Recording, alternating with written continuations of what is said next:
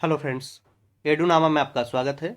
आज के इस वीडियो में हम एडिटोरियल प्रैक्टिस सेट दरोगा मेंस को आगे कंटिन्यू करेंगे और ये प्रैक्टिस सेट नंबर 5 है।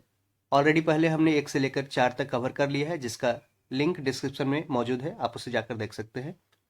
तो स्टार्ट करते हैं। पहला क्वेश्चन दिया है, बौद्ध ग्रंथ मंजिझम निकाय किस भाषा में लिखी गई है? तो ये पाली भाषा में लिखी गई है। बौद्ध ग्रंथ मंजिझम निकाय किस भाषा में लिखी गई है? पाली भाषा में। भुवनेश्वर के लिंगराज मंदिर निम्न में से किस शैली में बना हुआ है? भुवनेश्वर लिंगराज मंदिर कहाँ है? उड़ीसा की राजधानी भुवनेश्वर में है लिंगराज मंदिर, और यह नागर शैली में बना हुआ है। आपको बता दें कि जो नॉर्दर्न टेम्पल, जो उत्तर भारत के जो टेम्पल बनाए जाते हैं, मंदिर बनाए जाते हैं, वो नागर शैली में, और दक्षिण भारत के द्रविड़ शैली में, और जो जो वेस्टर्न, जो कह सकते हैं कि नॉर्थ और साउथ के बीच का जो है, वो बेसर शैली में बनाए जाते हैं। बेसर शैली में बनाए जाते हैं नॉर्थ और साउथ के बीच में, यानी वेस्टर्न इंडिया सेंट्रल इंडिया के बीच में जो मंदिर बनते हैं वो बेसर शैली के होते हैं। तो इसका आंसर हो जाएगा नागर शैली। अभी जो अयोध्या का मंदिर बना है वो भी नागर शैली में बना है, क्योंकि वो नॉर्थ इंडिया में आता है। ठीक है।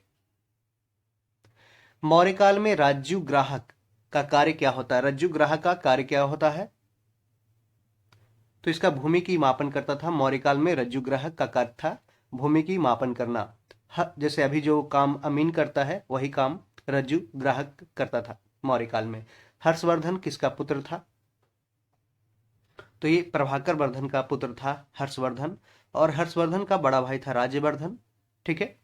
हर्षवर्धन को उपाधि दिया गया है, शिलादित्य का उपाधि दिया गया है। हर्षवर्धन 606 से लेकर 647 तक है जो राज किया। ठीक है। महाभारत के अनुसार उत्तरी पंचाल की राजधानी कहाँ स्थित थी? तो ये अहिछत्र में। अहिछत्र में उत्तरी पंचाल की राजधानी, और काम्पिल्य में दक्षिणी पंचाल की राजधानी। याद रखेगा कि उत्तरी पंचाल की राजधानी कहाँ? अहिछत्र, और दक्षिणी पंचाल की राजधानी थी काम्पिल्य। संत तुकाराम किस शासक के समकालीन थे? तो ये शिवाजी के समकालीन थे संत तुकाराम, और शिवाजी की राजधानी कहाँ था? तो ये रायगढ़। हुमायूं ने चुनार दुर्ग पर प्रथम बार आक्रमण कब किया था?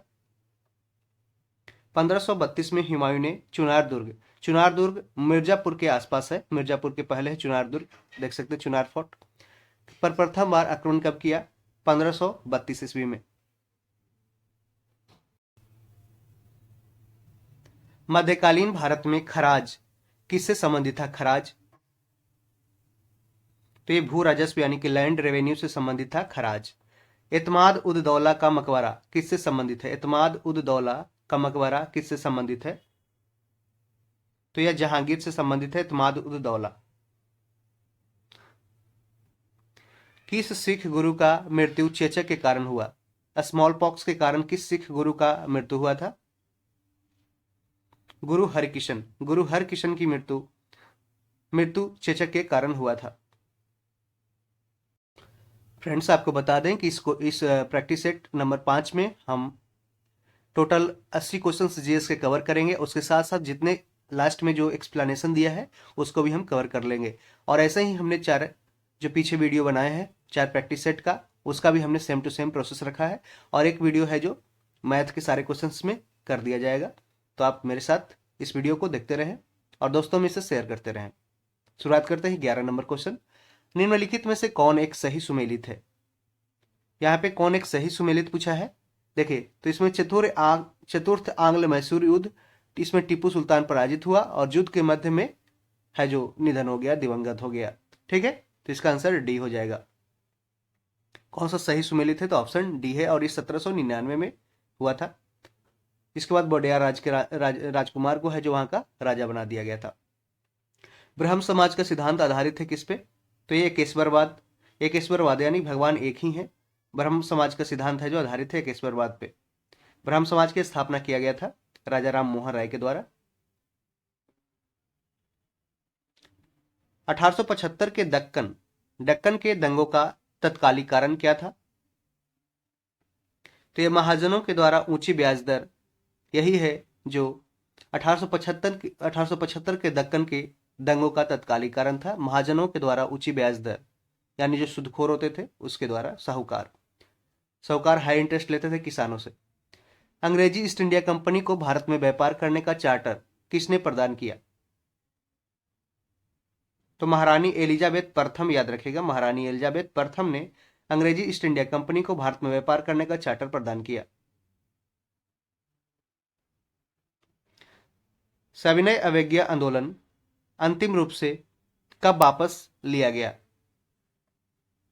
तो यह अप्रैल 1934 में सविनय अवज्ञा आंदोलन है जो वापस लिया गया, अप्रैल 1934 में। इसकी शुरुआत हुआ था दांडी मार्च से और इसके बाद अप्रैल 1934 में गांधी जी से वापस ले लिया। 16 नंबर, अनुसूचित जातियों, अनुसूचित जनजातियों और अन्य दुर्बल वर्गों के शिक्षा और अर्थ संबंधी हितों की अभिवृद्धि के लिए किस अनुच्छेद में चर्चा की गई है? तो अनुच्छेद 46 में किया गया है और अनुच्छेद 46 के अंतर्गत ही इकोनॉमिक वीकर सेक्शन जो ईडब्ल्यूएस को 103rd अमेंडमेंट के द्वारा है जो 10% आरक्षण की व्यवस्था दी गई। और 15 और आर्टिकल फंडामेंटल राइट में 15(6) और 16(6), 15(6) और 16(6) में सुधार किया गया। ठीक है। राष्ट्रीय अंतरिम सरकार में रियासतों का विभाग किसे दिया गया था? तो सरदार वल्लभ भाई पटेल को राष्ट्रीय अंतरिम सरकार, इंटरिम गवर्नमेंट में रियासतों का विभाग दिया गया था, यानी कि रियासतों को एक साथ किए थे कौन? सरदार वल्लभ भाई। लगभग 562 के आसपास रियासत थे, उसको एकजुट किए थे सरदार वल्लभ भाई पटेल। ये देखिए, ये वीडियो है जो बिहार दरोगा मेंस 1275 पोस्ट और 64 पोस्ट जो दरोगा मेंस होने वाला है। और अभी सुनने में आ रहा है कि 2000 पोस्ट वैकेंसी दरोगा का और आने वाला है, तो उसके लिए भी काफ़ी, पीटी और मेंस के लिए दोनों के लिए काफ़ी इंपॉर्टेंट रहने वाला है। तो वीडियो को दोस्तों में जरूर शेयर करें जो दरोगा की तैयारी करते हैं। मुख्य निर्वाचन आयुक्त का कार्यकाल होता है क्या? तो मुख्य निर्वाचन आयुक्त यानी चीफ इलेक्शन कमिश्नर का कार्यकाल क्या होता है? देखिए, सीईसी चीफ इलेक्शन कमीशन का जो प्रावधान दिया गया है कॉन्स्टिट्यूशन में, वो आर्टिकल 324 से लेकर आर्टिकल 329 तक दिया गया है। और आर्टिकल 326 में दिया है वोट देने का अधिकार, जो एक फंडामेंटल राइट नहीं है, एक विधिक अधिकार है और एक कॉन्स्टिट्यूशनल राइट है, एक संवैधानिक अधिकार है। तो यह 6 वर्ष या 65 वर्ष तक मुख्य निर्वाचन आयुक्त का कार्यकाल होता है और यही कार्यकाल होता है यूपीएससी के चेयरमैन का भी होता है 6 वर्ष या 65 वर्ष तक। प्रतिवर्ष वित्त मंत्री बजट यानी कि वार्षिक वित्तीय विवरण, एनुअल फाइनेंशियल स्टेटमेंट जिसका जिक्र किया गया है बजट में, ये संविधान में बजट के स्थान पे वार्षिक वित्तीय विवरण यानी कि एनुअल फाइनेंशियल स्टेटमेंट रखा गया है। यह किस अनुच्छेद के तहत प्रस्तुत करता है? तो यह अनुच्छेद 112 के द्वारा है जो प्रतिवर्ष वित्त मंत्री बजट वार्षिक वित्तीय विवरण प्रस्तुत करते हैं, अनुच्छेद 112 के अंतर्गत। राज्यसभा के कितने सदस्य प्रति 2 वर्ष बाद पद मुक्त हो जाते हैं? तो यह 1/3 सदस्य, 1/, जितना भी सदस्य है उसका 1/3, मैंने टोटल राज्यसभा में कितने सदस्य होते हैं? 250 होते हैं। 250 का 1/3 यानी कि 50 सदस्य जो हर 2 वर्ष बाद है जो पद मुक्त हो जाते हैं। और राज्यसभा के ऐसा निकाय है कि वो कभी भंग नहीं होता है, वो हमेशा चलते रहता है। जिस तरीके से लोकसभा कभी नो कॉन्फिडेंस मोशन आने से या फिर और भी कुछ कारण से बंद हो जाता है, लेकिन राज्यसभा कभी भंग नहीं होता है। क्रिप्स मिशन का उद्देश्य क्या था? क्रिप्स मिशन कब आया था? ये 1942 में आया था। स्टैफर्ड क्रिप्स इसके अध्यक्ष थे। क्रिप्स मिशन का उद्देश्य था कि भारतीय नेताओं को विश्व युद्ध में अंग्रेजों का साथ देने के लिए राजी करना था। तो इसका आंसर बी हो जाएगा। ठीक है, क्रिप्स मिशन 1942 में आया था, याद रखिएगा। कैबिनेट मिशन 1946 में आया था। जो क्रिप्स मिशन के जो चेयरमैन थे स्टैफर्ड क्रिप्स, वो कैबिनेट मिशन के अध्यक्ष बन के, वो कैबिनेट मिशन के मेंबर बन के आए थे, जबकि उसमें पैथिक लॉरेंस, स्टैफर्ड क्रिप्स और एबी अलेक्जेंडर, ये तीनों मेंबर थे, 3 सदस्य थे कैबिनेट मिशन में। और कैबिनेट मिशन के ही अनुशंसा पे है जो संविधान सभा, कॉन्स्टिट्यूएंट असेंबली है जो बनाने का प्रस्ताव रखा गया, आगे बढ़ाए जाने की, संविधान निर्माण की व्यवस्था भी उसी के अंतर्गत की गई। देखते हैं 22 नंबर क्वेश्चन। निम्नलिखित विवादों में से किसमें सर्वोच्च न्यायालय यानी सुप्रीम कोर्ट ने प्रस्तावना को भारतीय संविधान की मौलिक संरचना का भाग स्वीकार किया? तो यह केशवानंद भारती केस में सुप्रीम कोर्ट ने प्रस्तावना यानी प्रेम्बल को भारतीय संविधान की मौलिक संरचना का भाग स्वीकार किया और यह भी कहा कि इसमें संशोधन किया जा सकता है। और अभी तक 42वें संविधान संशोधन 1976 के द्वारा मात्र एक बार ही है जो प्रस्तावना में सुधार किया गया है। और केशवानंद भारती बनाम बनाम केरल, यह है जो 1973 का केस है, इसको याद रखें। और इसी में है जो basic structure of the constitution, यानी कि जो संविधान की जो मूल संरचना है जो इसी में लाई गई। जैसे कि भारत एक सेकुलर कंट्री है, तो उसको कभी सुधार किया, ये संसद उसमें सुधार नहीं कर सकती है। यानी कि संसद को अधिकार दिया गया है कि आप है जो फंडामेंटल राइट किसी में भी संविधान के पार्ट में सुधार कर सकते हैं, लेकिन वह है कि बेसिक स्ट्रक्चर जो कॉन्स्टिट्यूशन का है उसमें आप कोई भी हानि ना पहुंचा सकते हैं। किस समिति के सिफारिश पर मूल कर्तव्य यानी फंडामेंटल ड्यूटी को संविधान में जोड़ा गया है? काफी बार पूछा गया क्वेश्चन है। स्वर्ण सिंह समिति। स्वर्ण सिंह समिति के सिफारिश पर मूल कर्तव्य यानी फंडामेंटल ड्यूटी को संविधान में जोड़ा गया। देखिए, मूलतः जो ओरिजिनल कॉन्स्टिट्यूशन में फंडामेंटल ड्यूटी का कहीं पे जिक्र नहीं था, लेकिन 42वें संविधान संशोधन 1976 में है जो मूल कर्तव्य को जोड़ा गया, और इसमें टोटल जोड़ा गया 10 जोड़ा गया, लेकिन अभी वर्तमान में 11, एक और बढ़ के हो गया 11। अभी वर्तमान में 11 मूल कर्तव्य है, और 11वां जो मूल कर्तव्य है वो 86वें संविधान संशोधन 2002 के द्वारा है जो जोड़ा गया। और ये कहाँ पे जिक्र है, ये कितना में आप देख सकते हैं, ये आर्टिकल 4, ये पार्ट 4A में है। ठीक है, पार्ट 4A में है फंडामेंटल ड्यूटी, 51A आर्टिकल में दिया गया है। ठीक है, आगे बढ़ते हैं।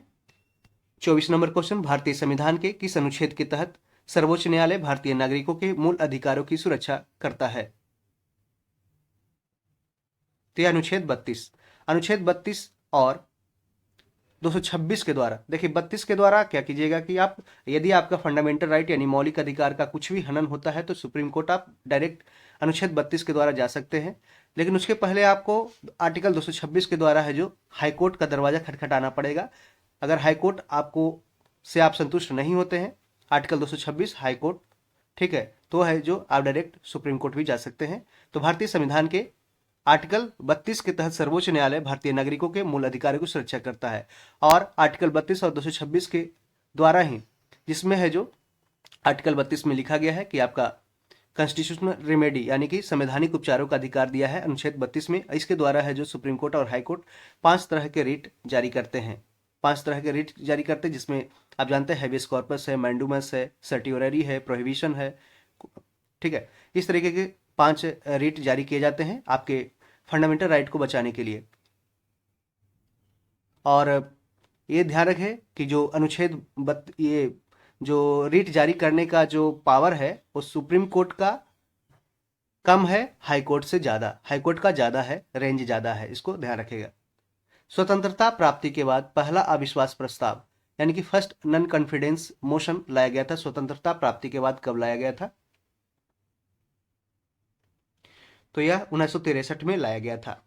1963 में पहला अविश्वास प्रस्ताव यानी कि नॉन कॉन्फिडेंस मोशन लाया गया था। नॉन कॉन्फिडेंस मोशन क्या होता है कि अविश्वास प्रस्ताव यानी कि लोकसभा में यह केवल लोकसभा में पेश किया जाता है। लोकसभा में यदि सरकार जो वर्तमान में है उसका अगर बहुमत साबित नहीं हो पाता है, फ्लोर टेस्ट जिसे बोलते हैं, फ्लोर टेस्ट में अगर फेल हो जाता है, जैसे कि अभी नीतीश कुमार और एनडीए गवर्नमेंट जो बीजेपी और जदयू अभी करने जा रही है, अगर फ्लोर टेस्ट में ये फेल हो जाती है, अपने विधायकों को समर्थन नहीं प्राप्त करता है, 122 वोट लाना है, ठीक है, 122 सीट अगर नहीं दिखा पाती है तो है जो उस पर नॉन कॉन्फिडेंस मोशन लग जाएगा और यह जो सरकार गिर जाएगी। 26 नंबर क्वेश्चन, न्यूनतम समर्थन मूल्य यानी कि एमएसपी, ठीक है, मिनिमम सपोर्ट प्राइस के संबंध में कौन सा कथन सही नहीं दिया गया है? कौन सा कथन सही नहीं, गलत कौन सा है? तो इसका निर्धारण है जो भारतीय खाद्य निगम द्वारा किया जाता है, ये गलत है। इसका सीएससीपी करता है, commission for agriculture and cost prices, CSCP निर्धारण करती है भारतीय ये न्यूनतम समर्थन मूल्य का। और लगभग इसमें 23 फसल का है जो इसमें दिया गया है। देखिए, निर्णायक प्राधिकार द्वारा कुछ वर्षों के लिए न्यूनतम समर्थन मूल्य को स्थिर किया जा सकता है। न्यूनतम समर्थन मूल्य के बढ़ने से अनाज के अधिग्रहण मूल्य में भी वृद्धि होती है। इसका निर्धारण कृषि लागत एवं मूल्य आयोग करता है। तो इसका कौन करता है? तो सीएससीपी करता है, कृषि लागत एवं मूल्य आयोग। Commission for agriculture cost and prices करता है, सीएससीपी करता है, इसको ध्यान रहे। एक समझा देते हैं आपको कि एमएसपी होता क्या है। एमएसपी का मतलब होता है मिनिमम सपोर्ट प्राइस, यानी कि अगर सरकार ने गेहूं का प्राइस रखा है 2100 रुपये क्विंटल। 2100 रुपये क्विंटल, यानी कि 2100 रुपये क्विंटल आप है जो सरकार को बेच देते हैं, बेच सकते हैं कि जब आपका कोई मार्केट में 2100 से कम मांग रहा है। यदि कोई भी बिजनेसमैन है आपसे ले रहा है कितना, तो आपसे ले रहा है 1800 रुपये से ज़्यादा आपको दे नहीं रहा है, लेकिन सरकार ने आपको बताया है कि एमएसपी यानी कि मिनिमम सपोर्ट प्राइस आपको है जो 2100 रुपया है जो चाहिए ही चाहिए, तो आपको 300 रुपये सरकार देगी, या फिर आप है जो मिनिमम प्राइस से ऊपर ही सरकार को दे सकते हैं। ठीक है। 27 नंबर क्वेश्चन, निम्नलिखित में विचार करना है। सॉरी, पूछा है कि उपयुक्त कार्यक्रमों में कौन सा वित्तीय समावेशन यानी फाइनेंशियल इंक्लूजन प्रोसेस का भाग है? कौन सा है? देखिए, भुगतान बैंकों का खाता खोला जाना, भुगतान यानी पेमेंट बैंक, आप देखते हैं पोस्ट पेमेंट बैंक खोला गया, तो ये सब क्या है? ये सब है जो ज़्यादा से ज़्यादा है जो उसमें फाइनेंस है जो इकट्ठा किया जाएगा। ठीक है, उसको अकाउंट को ट्रांजैक्शन करने के लिए। प्रधानमंत्री सुरक्षा बीमा योजना, मुद्रा ऋण योजना, अटल पेंशन योजना, ये सारे हैं जो प्रोसेस है, ये वित्तीय समावेशन प्रक्रिया को सुनिश्चित आगे बढ़ाने के लिए है। तो इसका चारों स्टेटमेंट सही है, चारों प्लान सही है। देखिए, स्वतंत्रता प्राप्ति बाद भारत द्वारा कौन सा आर्थिक मॉडल अपनाया गया? तो यह मिश्रित अर्थव्यवस्था, मिश्रित अर्थव्यवस्था यानी मिक्स्ड इकोनॉमी। इसमें क्या होता है? कैपिटलिज्म, ठीक है, और प्लस कम्युनिज्म। ठीक है, कैपिटलिज्म, कम्युनिज्म, सोशलिज्म दोनों को मिक्स करके है जो एक मिक्स्ड इकोनॉमी बनाया गया। अमेरिका की इकोनॉमी कैपिटल है और कम्युनिस्ट सोशलिज्म है जो चाइना रशिया का है, पॉलिसी है। ठीक है, इकोनॉमिक पॉलिसी है, उसी को है जो अपनाया था भारत ने, दोनों को मिक्स करके। इसमें जैसे कैपिटलिज्म में प्राइवेट सेक्टर को ज़्यादा से ज़्यादा छूट दी जाती है, और जबकि कम्युनिज्म सोशलिज्म में क्या है कि सोशल वेलफेयर का काम दिया जाता है। देखा जाता है कि इसमें है जो प्राइवेट कंपनियों को अपने अधिकार में सरकार रखती है और ज़्यादा से ज़्यादा उसको फ्रीडम नहीं देती है। 29 नंबर क्वेश्चन, बाजार में मुद्रास्फीति यानी कि इन्फ्लेशन को कंट्रोल करने के लिए आरबीआई द्वारा क्या किया जाना चाहिए? तो इसमें देखिए, रेपो रेट को बढ़ा देगा। रेपो रेट क्या होता है कि जब रेपो रेट में क्या होता है कि जब कोई बैंक, आरबीआई है जो किसी बैंक को लोन देती है, किसी बैंक को लोन देती है, किस रेट पे देती है, तो वो रेपो रेट हो गया। ठीक है, अगर इसी में बढ़ा दिया, जैसे आप समझ सकते हैं कि जैसे हमने आपको अगर 5 रुपया कर 5% पे लोन दे रहे हैं, 5% पे, जाहिर सी बात है आप आगे है जो 6% पे देंगे। यदि हम ही आपको 6% पे दे रहे हैं तो आप है जो नीचे है जो, ठीक है, नीचे आप दे नहीं पाएंगे इससे 6% से कम। तो जाहिर सी बात है कि आपको है जो पब्लिक में पैसा आप कम दे पाएंगे, लोग खरीद कम पाएंगे। अगर रेपो रेट ही बढ़ गया, आपको जैसे आरबीआई और एसबीआई का हम तुलना करते हैं, एसबीआई हो गया और ये आरबीआई हो गया। आरबीआई है जो एसबीआई को लोन दे रहा है 6% पे, 6% पे लोन दे रहा है, और मार्केट में रेट है कि 5 से 4% पर लोन पब्लिक उठा रही है। तो आरबीआई जब एसबीआई को 6% पे मिल रहा है, तो एसबीआई है जो अपना जो ऑफिशियल खर्चा ये सब सारा देख करके कम से कम 6.5% है जो रख सकता है। ठीक है, तो यहाँ पे क्या हो गया कि जैसे ही 6.5% हुआ तो लोग, पब्लिक है जो पैसा को लेने से इनकार करेगा, लोन लेने से ज़्यादा इंटरेस्ट नहीं लेगा लोन लेने में। ठीक है, क्योंकि ज़्यादा इंटरेस्ट देना पड़ेगा। ठीक है, तो इसके लिए क्या करेगा, पब्लिक है जो वेट करेगा कि हमको ज़्यादा से ज़्यादा इंटरेस्ट और कम हो जाए। ठीक है, तो इस कारण से मार्केट में डिमांड सप्लाई है जो, ये मार्केट का मनी सप्लाई है जो क्या होगा, रुक जाएगा, कम हो जाएगा। ठीक है, जिस कारण से क्या होता है कि बाजार में मुद्रास्फीति को रुकना, यानी कि इन्फ्लेशन। इन्फ्लेशन क्या होता है कि किसी, अगर आज की जो सब्जी, अगर आज गोभी मिल रहा है 10 रुपये किलो और 5 दिन बाद या अगले साल मिल रहा है वही गोभी है जो 20 रुपये किलो, तो 10% का कितना हुआ, 10 रुपये का इन्फ्लेशन हो गया, महंगाई बढ़ गया। ठीक है, डबल 200% का ये है जो इंक्रीमेंट हो गया, इसी को बोल सकते हैं इन्फ्लेशन।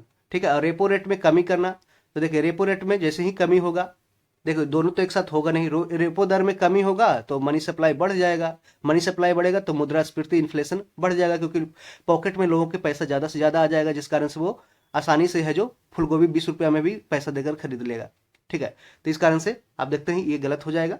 और बैंक दर में वृद्धि, बैंक दर में वृद्धि यानी कि रेपो रेट में वृद्धि। ठीक है, तो ये दोनों स्टेटमेंट है जो मनी सप्लाई को रोकेगा। ठीक है, जैसे बैंक दर में कमी करेगा, लोग है जो ज़्यादा से ज़्यादा लोन लेना स्टार्ट कर देंगे, पब्लिक के पास ज़्यादा पैसा आएगा और ज़्यादा से ज़्यादा लोग इन्वेस्ट करेंगे। ठीक है, इसलिए स्टेटमेंट 1 और 3 सही हो जाएगा। मनी इन्फ्लेशन को रोकने के लिए। और इसमें एक एसएलआर भी होता है, एसएलआर और सीआरआर भी होता है, cash reserve ratio, statutory liquidity ratio. ये दोनों को बढ़ाने घटाने से भी वैसे ही सेम इम्पैक्ट पड़ता है जैसे कि रेपो रेट को बढ़ाने घटाने से होता है। ठीक है, आप समझ सकते हैं। यदि एसएलआर को बढ़ाया जाए, ठीक है, तो इसमें क्या होगा, एसएलआर में अगर बढ़ाया जाएगा तो ये बैंक के पास कम कम पैसा रहेगा, कम पैसा रहेगा तो लोन कम पब्लिक को कम देगा। अगर कम आएगा एसएलआर आरबीआई तो पब्लिक में ज़्यादा पैसा आएगा। सीआरआर बढ़ाएगा तो सेम प्रोसेस, पब्लिक के पास पैसा कम जाएगा। अगर सीआरआर घटाएगा तो पब्लिक के पास पैसा ज़्यादा जाएगा। 30 नंबर क्वेश्चन, मुद्रा का क्या तात्पर्य होता है? मुद्रा का तात्पर्य होता है ये मूल्य का मापक है, यानी कि वैल्यू ऑफ प्राइसेस। मूल्य का माप, मेजरमेंट ऑफ प्राइसेस है, मूल्य का मापक। मुद्रा का क्या तात्पर्य होता है? मूल्य का तापक, मूल्य का मापक।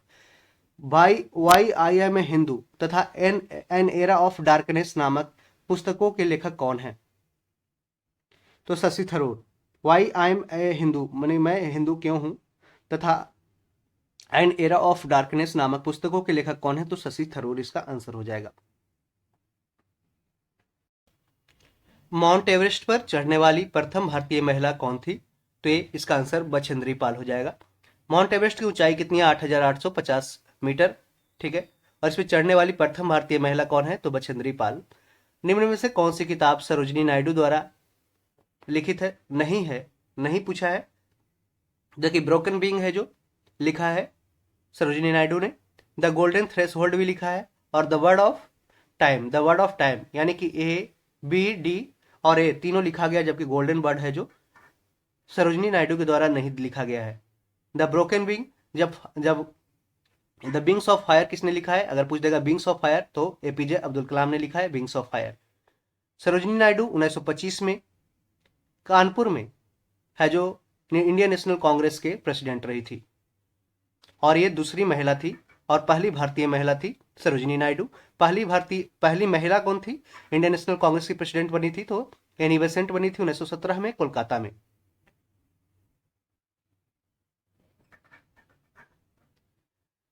किजिल कुम रेगिस्तान कहां पे स्थित है? किजिल कुम, तो ये कजाकिस्तान, तुर्कमेनिस्तान और उज्बेकिस्तान, ये तीनों कंट्री में कुजिल कुम रेगिस्तान स्थित है। देखिए, रेगिस्तान तो बहुत बड़ा होता है ना, तो बहुत सारे ये सेंट्रल एशियन के कंट्री है, कजाकिस्तान, उज्बेकिस्तान, तुर्कमेनिस्तान, और भी कंट्री है यहाँ पे। कजाकिस्तान, किर्गिस्तान है, तुर्कमेनिस्तान है, उज्बेकिस्तान है। तो यह किजिल कुम रेगिस्तान किस कंट्री में है? तो ये तीनों कंट्री में, कजाकिस्तान याद रखिए, उज्बेकिस्तान, तुर्कमेनिस्तान। तुर्कमेनिस्तान को बोला जाता है कि ये किसी भी दूसरे लफड़ों में फंसता नहीं है, ये कंट्री है जो किसी भी विवादों से दूर रहता है। ठीक है, तुर्कमेनिस्तान। ये जैसे इसको बोल सकते हैं कि स्विट्जरलैंड ऑफ यूरोप, यानी कि स्विट्जरलैंड भी आप देखते होंगे, वो एक न्यूट्रल कंट्री है, वो किसी भी वार में किसी भी तरीके से किसी से भी कोई उसका विवाद नहीं है, उस तरीके से तुर्कमेनिस्तान है। मिलान करना है। 35 नंबर क्वेश्चन है, Indian grain storage management and research institute कहाँ पे है? यहाँ पे जगह दिया है और ये इधर दिया institute. Indian grain storage management and research institute कहाँ पे है? तो ये हापुड़ में है। राष्ट्रीय उद्यमिता एवं लघु व्यवसाय विकास संस्थान कहाँ पे है? तो उत्तर प्रदेश के नोएडा में स्थित है राष्ट्रीय उद्यमिता एवं लघु व्यवसाय विकास संस्थान। गोविंद बल्लभ पंत सामाजिक विज्ञान संस्थान कहाँ पे स्थित है? तो इलाहाबाद में स्थित है। इलाहाबाद में गोविंद बल्लभ पंत सामाजिक विज्ञान संस्थान स्थित है। हरिश्चंद्र अनुसंधान संस्थान कहाँ पे है? तो ये इलाहाबाद में है, इलाहाबाद में। बिहार में स्थित, देखते हैं 36 नंबर क्वेश्चन, बिहार में स्थित महाजनपदों के बारे में जानकारी कहां से मिलती है? तो अंगुत्तर निकाय एक बौद्ध ग्रंथ है जहां से बिहार के स्थित महाजनपदों के बारे में जानकारी मिलती है। 16 महाजनपद थे, ठीक है, जो मगध साम्राज्य, अंग, बज्जी, ऐसे सारे जो महाजनपद है ये सारे बिहार में स्थित है। बिहार की सबसे प्राचीन परियोजना क्या है? बिहार की सबसे प्राचीन परियोजना क्या है? तो यह सोन परियोजना है, सोन परियोजना। बिहार की सबसे प्राचीन परियोजना है सोन परियोजना। सोन नदी कहां से निकलती है? अमरकंटक से निकलती है सोन नदी। और जो कोइलवर पुल आरा के पास जो बना हुआ है वो कौन सी नदी पे है? सोन नदी पे है। और ये 64 पोस्ट दरोगा पीटी एग्जाम में इसके पहले वाले में पूछा भी गया था। ठीक है। गंडक को क्या बोलते हैं? सदा नीरा बोलते हैं, सदा नीरा।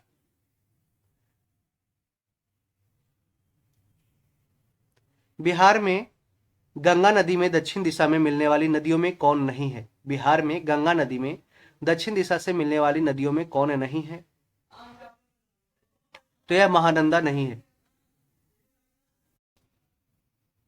पूछा है कि बिहार में गंगा नदी में दक्षिण दिशा से मिलने वाली नदियों में कौन नहीं है? तो ये देखिए महानंदा इसका आंसर हो जाएगा। जबकि सोन, करमनासा और पुनपुन ये दक्षिण से आती है और गंगा में मिलती है। पुनपुन है जो जैसे फतुहा में मिलती है। मछलियां अपने गलफड़ों की सहायता से सांस लेती है। जबकि देखिए मनुष्य मछलियां अपने गलफड़ों की सहायता से सांस लेती है, जिनमें प्रचुर मात्रा में क्या होता है? रक्त वाहिकाएं होती है। गलफड़े मछली की मदद करते हैं किसमें? तो ये पानी में घुली ऑक्सीजन लेने से है। जो गलफड़े है जो मछली की मदद करता है। ईस्ट का उपयोग वाइन और बियर उद्योग में किया जाता है क्योंकि यह श्वसन करता है किसका? तो यह अवयवी रूप से अल्कोहल रूप का उत्पादन करता है। ईस्ट का उपयोग वाइन और बियर उद्योग में किया जाता है क्योंकि यह श्वसन करता है। अवायवीय यानी कि एनएरोबिक, इसमें ऑक्सीजन का उपस्थिति नहीं होता है। अनएरोबिक रूप से अल्कोहल का उत्पादन करने के लिए। धातु विद्युत के अच्छे सुचालक होते हैं क्योंकि उसमें फ्री इलेक्ट्रॉन होते हैं, मुक्त इलेक्ट्रॉन होते हैं, जिस कारण से धातु यानी कि मेटल है जो इलेक्ट्रिसिटी के एक अच्छे गुड कंडक्टर होते हैं। मिट्टी का सबसे महत्वपूर्ण कारक जो प्रदूषक हो सकता है, तो प्लास्टिक। मिट्टी का सबसे महत्वपूर्ण कारक जो प्रदूषक हो सकता है, तो प्लास्टिक। अपमार्जक, लोहे का कचरा, कांच का कचरा, ये सभी प्रदूषक है, लेकिन है जो कह रहा है कि मिट्टी का सबसे महत्वपूर्ण कारक जो प्रदूषक हो सकता है, प्लास्टिक। अब हम देखते हैं 43 नंबर क्वेश्चन। वनों की कटाई से होने वाले प्रभावों में कौन से कथन गलत दिया गया है?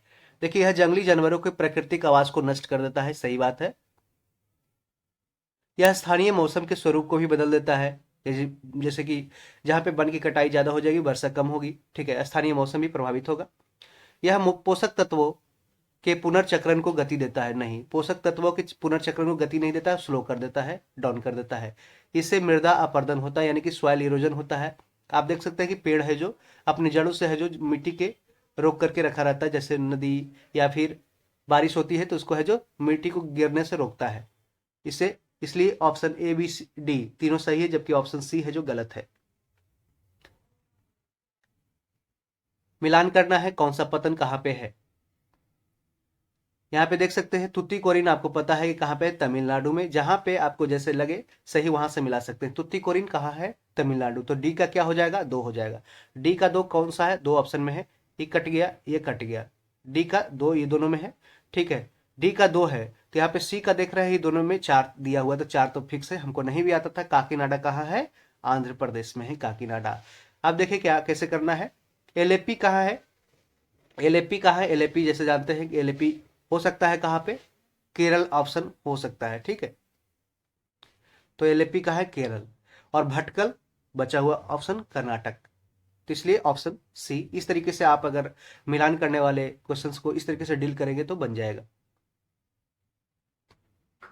आपके छोटा सा बस एक इंप्लीमेंटेशन चाहिए नॉलेज का बस। सतलज और काली नदियों के बीच स्थित हिमालय के भाग को किस नाम से जाना जाता है?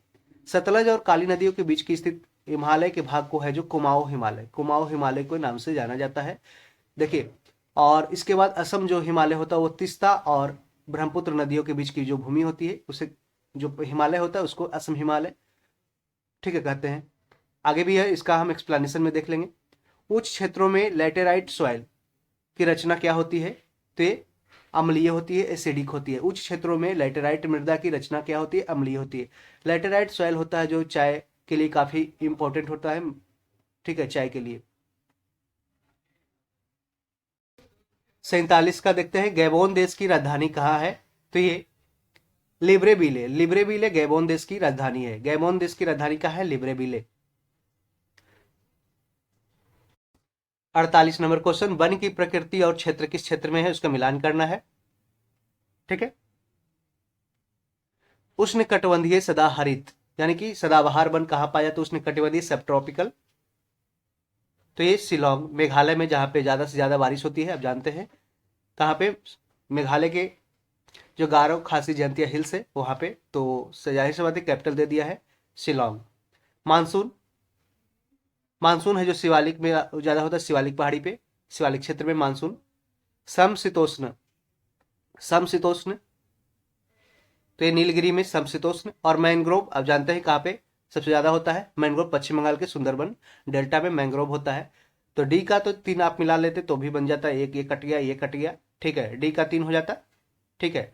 और यहाँ पे देख सकते हैं ए का 2 हो जाएगा, यानी कि उसने कटबंधीय सदाहरित, इसका आंसर दे दिया गया ए का 2। और अब जानते हैं कि समशीतोष्ण ये नीलगिरी यानी कि तमिलनाडु क्षेत्र में, और मानसून शिवालिक, इस तरीके से मिलान कर सकते हैं।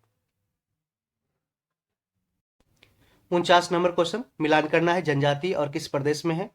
तो भील, भील कहाँ है, तो ये मध्य प्रदेश मालवा क्षेत्र में, सॉरी भील है जो मध्य प्रदेश मालवा क्षेत्र में। ठीक है, ऑप्शन ये मालवा हो जाएगा इसका, भील का मालवा। और देखिए टोडा आप जानते हैं नीलगिरी तमिलनाडु क्षेत्र में होता है, तो टोडा नीलगिरी। और गोंड कहाँ है, तो ये गोंड हो सकता है। थारू जनजाति आप जानते हैं तराई क्षेत्र में होता है, जो हिमाचल प्रदेश के आसपास है। और गोंड है जो बस्तर, गोंड बस्तर हो जाएगा। ठीक है, बस्तर कहाँ है, छत्तीसगढ़ में। अब हम देखते हैं 50 नंबर क्वेश्चन, डोलड्रम दबाव क्षेत्र यानी डोलड्रम प्रेशर जोन निम्नलिखित में से किन दो अक्षांशों यानी किन दो लैटिट्यूड के बीच में स्थित है। तो 10 डिग्री उत्तर से 10 डिग्री दक्षिण के बीच में स्थित है डोलड्रम्स, इसको याद रखें डोलड्रम्स। निम्नलिखित में से किसकी शारीरिक बनावट या संगठन में एक द्विपार्श्विक समरूपता में बटा होता है। तो एनीलिडा, एनीलिडा शारीरिक बनावट में एक द्विपार्श्विक समरूपता में बटा होता है। 52 नंबर क्वेश्चन देखते हैं, निम्नलिखित में से कौन सा युग्म नियत तापी प्राणियों का है। नियत तापी यानी कि जिसमें कांस्टेंट टेम्परेचर होता है, तो ये मोर और ऊंट, मोर और ऊंट नियत तापी प्राणियों है। निम्नलिखित में से कौन सा कोशिक अंग मुख्य रूप से पाचक एंजाइमों के संग्रहकार की तरह कार्य करता है। तो लाइसोसोम, जिसे सुसाइडल बैग भी बोलते हैं, आत्महत्या की थैली बोलते हैं। लाइसोसोम पाचक एंजाइमों के संग्रहकार की तरह कार्य करता है। जो लाइसोसोम है जो क्या करता है, खुद को जो जो बेस्ट एंजाइम्स होते हैं उसको है जो खुद में है जो उसको डाइजेस्ट कर लेता है, इसीलिए इसको बोलते हैं सुसाइडल बैग भी बोलते हैं। कभी कभी खुद सेल को ही खा जाता है, खत्म कर देता है, पचा लेता है। पादप वृद्धि नियामक भिन्न रासायनिक संरचनाओं के छोटे साधारण अणु होते हैं, ये क्या है। तो इंडोल यौगिक है, एडेनिन व्युत्पन्न है, और कैरोटीनाइड और टर्पीन है। पादप वृद्धि नियामक यानी कि प्लांट ग्रोथ रेगुलेटर भिन्न रासायनिक संरचनाओं के छोटे साधारण अणु होते हैं, ये क्या होते हैं। यह इंडोल यौगिक, एडेनिन व्युत्पन्न, कैरोटीनाइड और टर्पीन है। अगला देखते हैं 55 नंबर क्वेश्चन, निम्नलिखित उर्वरकों यानी निम्नलिखित फर्टिलाइजर्स में से किस एक का अत्यधिक उपयोग भूमि जल यानी कि जो ग्राउंड वाटर है उसमें एक अविषालु पदार्थ की उपस्थिति के लिए जिम्मेदार हो सकता है। तो यह फॉस्फेट और पोटासियम, फॉस्फेट और पोटासियम उर्वरकों में से अत्यधिक उपयोग भौम जल में एक अविषालु पदार्थ की उपस्थिति के लिए जिम्मेदार हो सकता है, फॉस्फेट और पोटासियम। तुंगता बीमारी, तुंगता बीमारी अधिक ऊंचाई पर होती है, इसका कारण क्या है। तो ऑक्सीजन का निम्न आंशिक दबाव, जो ऑक्सीजन है जो वहां पे कम हो जाता है, जिस कारण से तुंगता बीमारी हो जाती है, तुंगता बीमारी। इस तरीके से आप देख सकते हैं, एक्सप्लेनेशन में आगे देखेंगे क्या है। हमारे शरीर में ग्लूकोज ऊर्जा का एक महत्वपूर्ण स्रोत है। ग्लूकोज निम्नलिखित में से किस प्रकार के कार्बनिक अणु का एक प्रकार है। तो एक कार्बोहाइड्रेट है ग्लूकोज, जिसको ग्लूकोज को लेने से क्या होता है, आपके अंदर इंस्टेंट एनर्जी आ जाती है, जिस तरीके से है जो आपको अलग कोई भी पोषक तत्व नहीं दे पाएगा, कार्बोहाइड्रेट यानी कि ग्लूकोज दे देगा। 58 नंबर क्वेश्चन देखते हैं। बल की चुंबकीय रेखाओं के गुणों के संबंध में सही कथन पे विचार करना है, कौन सा सही है। तो बल की चुंबकीय रेखाएं कभी भी प्रतिच्छेद नहीं करती है। ये बात सही है कि जब बल के जो मैग्नेटिक लाइंस है वो कभी भी प्रतिच्छेद नहीं एक दूसरे में करती है। वे ध्रुवों की तुलना में भूमध्य रेखा पर अधिकतम होती है, नहीं ये गलत है। ठीक है, वो ध्रुवों की तुलना में भूमध्य रेखा पर यानी कि इक्वेटर पे अधिकतम होती है, गलत है। भूमध्य रेखा पर न्यूनतम होती है जबकि ध्रुव पे पोल पे अधिकतम होती है। चुंबकीय बल रेखाएं दक्षिणी ध्रुव से प्रारंभ होकर उत्तरी ध्रुव पर समाप्त होती है, नहीं ये उत्तरी ध्रुव और दक्षिणी ध्रुव पे दोनों है जो में होता है, ये गलत हो गया स्टेटमेंट। बल की चुंबकीय रेखाएं चुंबक के पिंड तक फैली हुई निरंतर वक्र में बंद होती है। बल की चुंबकीय रेखाएं चुंबक के पिंड तक फैली हुई निरंतर जो वक्र होता है, कर्व होता है, ठीक है, इस तरीके से है, ठीक है, वक्र में बंद होती है। तो ये स्टेटमेंट सही है। तो 1 और 4 है जो सही है, बाकी 2 3 गलत हो गया। तो इसलिए स्टेटमेंट ऑप्शन सी हो जाएगा, आंसर 58 का सी हो जाएगा। 59 नंबर क्वेश्चन देखते हैं। निम्नलिखित में से कौन सा एक विद्युत ऊर्जा को प्रकाश ऊर्जा में रूपांतरित नहीं करता है।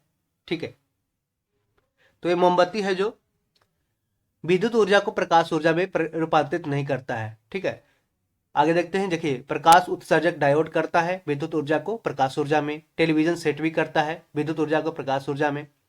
लेजर यानी कि जिसका फुल फॉर्म होता है light amplification by stimulated emission of radiation. Light amplification, देखिए LACR होता है लेजर, इसका फुल फॉर्म होता है light amplification by stimulated emission of radiation. तो पूछा है कि कौन सा इसमें एक विद्युत ऊर्जा को प्रकाश ऊर्जा यानी कि इलेक्ट्रिक एनर्जी को लाइट एनर्जी में कन्वर्ट करता है। तो कौन नहीं करता है, तो मोमबत्ती नहीं करता है। मोमबत्ती है जो केमिकल एनर्जी को हीट और लाइट एनर्जी में कन्वर्ट करता है। ठीक है, अगला देखते हैं। प्रकाश संश्लेषण यानी फोटोसिंथेसिस के लिए निम्नलिखित में से किन तत्वों की आवश्यकता होती है। तो इसमें कार्बन डाइऑक्साइड, जल और सूर्य का प्रकाश इसमें शामिल होता है प्रकाश संश्लेषण की प्रक्रिया में, तब प्रकाश संश्लेषण की प्रक्रिया संपन्न हो पाती है। CO2 प्लस वाटर और सनलाइट। 61 नंबर क्वेश्चन देखते हैं। निम्नलिखित कथनों में से कौन सा एक कथन ध्वनि का वेग यानी कि स्पीड ऑफ साउंड के संबंध में सही दिया गया है। देखिए, ध्वनि का जो साउंड है वो किसमें अधिकतम होता है, ठोस में अधिकतम होता है, यानी कि सबसे ज्यादा किसमें होता है अधिकतम, स्टील में सबसे ज्यादा होता है। और ये भी 64 पोस्ट दरोगा पीटी में भी पूछा गया क्वेश्चन है कि ठोस में अधिकतम होता है साउंड का स्पीड ऑफ साउंड। ठीक है, और गैस में क्या होता है, न्यूनतम होता है। गैस में न्यूनतम और ठोस में अधिकतम होता है, इसलिए ऑप्शन डी इसका सही हो जाएगा। और भी ऑप्शन देखते हैं कि माध्यम की प्रकृति पर निर्भर नहीं करता है, ऐसा नहीं है। गैसों में अधिकतम और द्रवों में न्यूनतम होता है, ये गलत है। ठोस में अधिकतम और द्रवों में न्यूनतम नहीं, गैस में न्यूनतम और ठोस में अधिकतम होता है speed of sound. 62 number question. निम्नलिखित कथनों में से कौन सा एक सही नहीं दिया गया है। गैसों से देखते हैं, गैसों से ध्वनि तरंगों की प्रकृति अनुदैर्ध्य होती है। गैसों से ध्वनि तरंगों की प्रकृति क्या होती है, अनुदैर्ध्य। देखिए ध इसमें भी आ रहा है, ध्वनि में जहां ध्व आएगा वहीं पे ये अनुदैर्ध्य हो जाएगा, ध से धैर्य, ठीक है, अनुदैर्ध्य। ये स्टेटमेंट सही है। कौन सा एक सही नहीं पूछा है, ठीक है। 20 हर्ट्ज से कम आवृत्ति की ध्वनि तरंगे पराश्रय तरंगे कहलाती है, ऐसा स्टेटमेंट गलत है। पराश्रय तरंगे क्या होती है, वो 20,000 हर्ट्ज से ऊपर की होती है। उच्चतर आयामों वाले ध्वनि तरंगे अपेक्षाकृत प्रबल होती है। उच्चतर आयामों वाले ध्वनि तरंगे अपेक्षाकृत प्रबल होती है, सही है। उच्च श्रव्य आवृत्तियों यानी कि जो सुनने वाली आवृत्ति फ्रीक्वेंसी होती है, उच्च हाई ऑडिबल फ्रीक्वेंसी वाली ध्वनि तरंगे तीक्ष्ण होती है, ये सही है। यानी कि स्टेटमेंट 1C व ACD तीनों सही है, जबकि बी है जो गलत है। एक्स किरणें क्या होती है, ये पूछा है। एक्स किरणें क्या होती है, तो ये विद्युत क्षेत्र या चुंबकीय क्षेत्र द्वारा विक्षेपित नहीं होती है, ठीक है। एक्स किरणें विद्युत क्षेत्रों द्वारा विक्षेपित होती है परंतु चुंबकीय क्षेत्र द्वारा नहीं होती है, गलत है। चुंबकीय क्षेत्र द्वारा विक्षेपित होती है परंतु विद्युत क्षेत्र द्वारा नहीं होती है। चुंबकीय क्षेत्र और विद्युत क्षेत्र दोनों के द्वारा ही विक्षेपित होती है, गलत है। ऑप्शन डी सिर्फ सही है कि विद्युत क्षेत्र या चुंबकीय क्षेत्र द्वारा विक्षेपित नहीं होती है एक्स किरणें। और सबसे जिसका सबसे भेदन क्षमता अधिक होता है वो गामा किरणें होते हैं। गामा किरणें का पेनिट्रेटिंग पावर सबसे अधिक होता है और इसका वेवलेंथ है जो सबसे कम होगा, ठीक है। एनर्जी सबसे हाई रहेगा, जिस कारण से पेनिट्रेटिंग पावर, इसको भेदन क्षमता है जो सबसे ज़्यादा रहेगा, लेकिन इसका वेवलेंथ बहुत दूर तक ये नहीं ट्रेवल करेगा, जिस कारण से ये इसका आंसर हो जाएगा गामा। गामा वेव से जो सबसे ज़्यादा है जिसका पेनिट्रेटिंग पावर होता है, भेदन क्षमता। पूछा है 64 नंबर क्वेश्चन, निम्नलिखित में से किसमें प्रकार्यक समूह समय अवयवता संभव नहीं है? तो एल्किल हैलाइड में, एल्किल हैलाइड में प्रकार्यक समूह समव्यवता संभव नहीं है। एल्किल हैलाइड इसका आंसर हो जाएगा। ठीक है, आगे बढ़ते हैं, एक्सप्लेनेशन में हम लोग देख लेंगे। 65 नंबर क्वेश्चन देखते हैं, ग्रेफाइट में प्रत्येक कार्बन परमाणु 3 अन्य कार्बन परमाणुओं से अबंध कैसे बनाता है? उसी तल में एक षटकोणीय विन्यास बनाकर। तो ग्रेफाइट जो कार्बन का प्रूफ है, ग्रेफाइट में प्रत्येक कार्बन परमाणु 3 अन्य कार्बन परमाणुओं से अबंध बॉन्ड कैसे बनाता है? तो उसी तल में एक षटकोणीय विन्यास बनाकर। 66 नंबर देखते हैं, वर्ण लेखन यानी क्रोमैटोग्राफी को प्रयुक्त करके निम्नलिखित में से कौन अलग नहीं किए जा सकते? क्या अलग नहीं किया जा सकता है क्रोमैटोग्राफी का उपयोग करके? तो इसे रेडियो समस्थानिक यानी रेडियो आइसोटोप्स को अलग नहीं किया जा सकता। क्रोमैटोग्राफी को प्रयुक्त करके रेडियो समस्थानिक को अलग नहीं किया जा सकता, जबकि एक रंजक से रंग अलग किया जा सकता है, किसी प्राकृतिक रंग से वर्णक को अलग किया जा सकता है, रक्त से औषधि अलग किया जा सकता है। ये तीनों को अलग किया जा सकता है, पूछ सकता है कहीं भी क्वेश्चन आपको घुमा करके। 67 नंबर क्वेश्चन, निम्नलिखित कथन पर विचार करना है। किसी तत्व की परमाणु द्रव्यमान को यानी कि एटॉमिक मास को तुलना किसी तत्व का परमाणु क्रमांक उस तत्व के गुणों को दर्शाने से अधिक सक्षम है। किस वैज्ञानिक ने यह कथन दिया था? इसको हेनरी मोसले ने दिया था। ठीक है, किसी तत्व की परमाणु द्रव्यमान को तुलना किसी तत्व का परमाणु क्रमांक उस तत्व के गुणों को दर्शाने से अधिक सक्षम है। ठीक है, दर्शाने में अधिक सक्षम है कौन? एटॉमिक मास, ये हेनरी मोसले ने दिया था। अब देखते हैं 68 नंबर क्वेश्चन, किसी द्रव तथा उसमें अविलेय पदार्थ के अवयवों को किस विधि द्वारा है जो अलग किया जाता है? ऐसे क्वेश्चन है जो पूछ सकता है। निस्यंदन, किसी द्रव तथा उसमें अविलेय पदार्थ के अवयवों को किस विधि द्वारा अलग किया जाता है? तो निस्यंदन विधि द्वारा। द्रव की अवस्थाओं की अधिकतम संख्या क्या होती है? तो 5 होती है। यहां पे देखिए द्रव की या पदार्थ की अवस्था के बारे में शायद दिया हुआ है, देख सकते हैं, एक्सप्लेनेशन में देख लेंगे। पदार्थ की अवस्था 5 होती है, ऐसे सोलिड, लिक्विड, गैस, प्लाज्मा और हिग्स बोसोन। 70 नंबर क्वेश्चन देखते हैं, किसी तत्व के रासायनिक गुणधर्म किस पर निर्भर करते हैं? तो तत्वों की सबसे बाहरी कोश में इलेक्ट्रॉनों की संख्या से किसी तत्व के रासायनिक गुणधर्म का पता चलता है। ठीक है, किस विभाग ने राष्ट्रव्यापी 71 नंबर क्वेश्चन, किस विभाग ने राष्ट्रव्यापी डिजिटल जीवन प्रमाण पत्र अभियान 2.0 लॉन्च किया है? तो पेंशन और पेंशनभोगी कल्याण विभाग ने राष्ट्रव्यापी डिजिटल जीवन प्रमाण पत्र अभियान 2.0 लॉन्च किया। One nation one student ID card का नाम क्या है? One nation one student ID card का नाम क्या है? तो अपार ID. One nation one student ID card का नाम क्या है? अपार आईडी। पूछ सकता है क्वेश्चन, अपार आईडी। 73 नंबर क्वेश्चन देखते हैं, प्रोजेक्ट उद्धव हाल ही में खबरों में देखा गया था। यह सेना और किसके बीच एक संयुक्त सहयोग है? तो United Service Institution of India और इंडियन आर्मी के बीच एक संयुक्त सहयोग है, प्रोजेक्ट उद्धव। ऑप्शन सी इसका सही हो जाएगा। 74 नंबर क्वेश्चन देखते हैं, IFFI यानी IF इंडियन फिल्म फेस्टिवल 2023 में किस फिल्म ने सर्वश्रेष्ठ फिल्म का पुरस्कार जीता है? तो एंडलेस बॉर्डर्स ने IFFI 2023 में सर्वश्रेष्ठ फिल्म का पुरस्कार जीता। फरवरी 2023 में आर्द्रभूमि बचाओ अभियान किसने शुरू किया? तो ये भूपेंद्र यादव, जो अभी वर्तमान में ministry of environment, forest and climate change है। कौन है मिनिस्टर, कौन है अभी?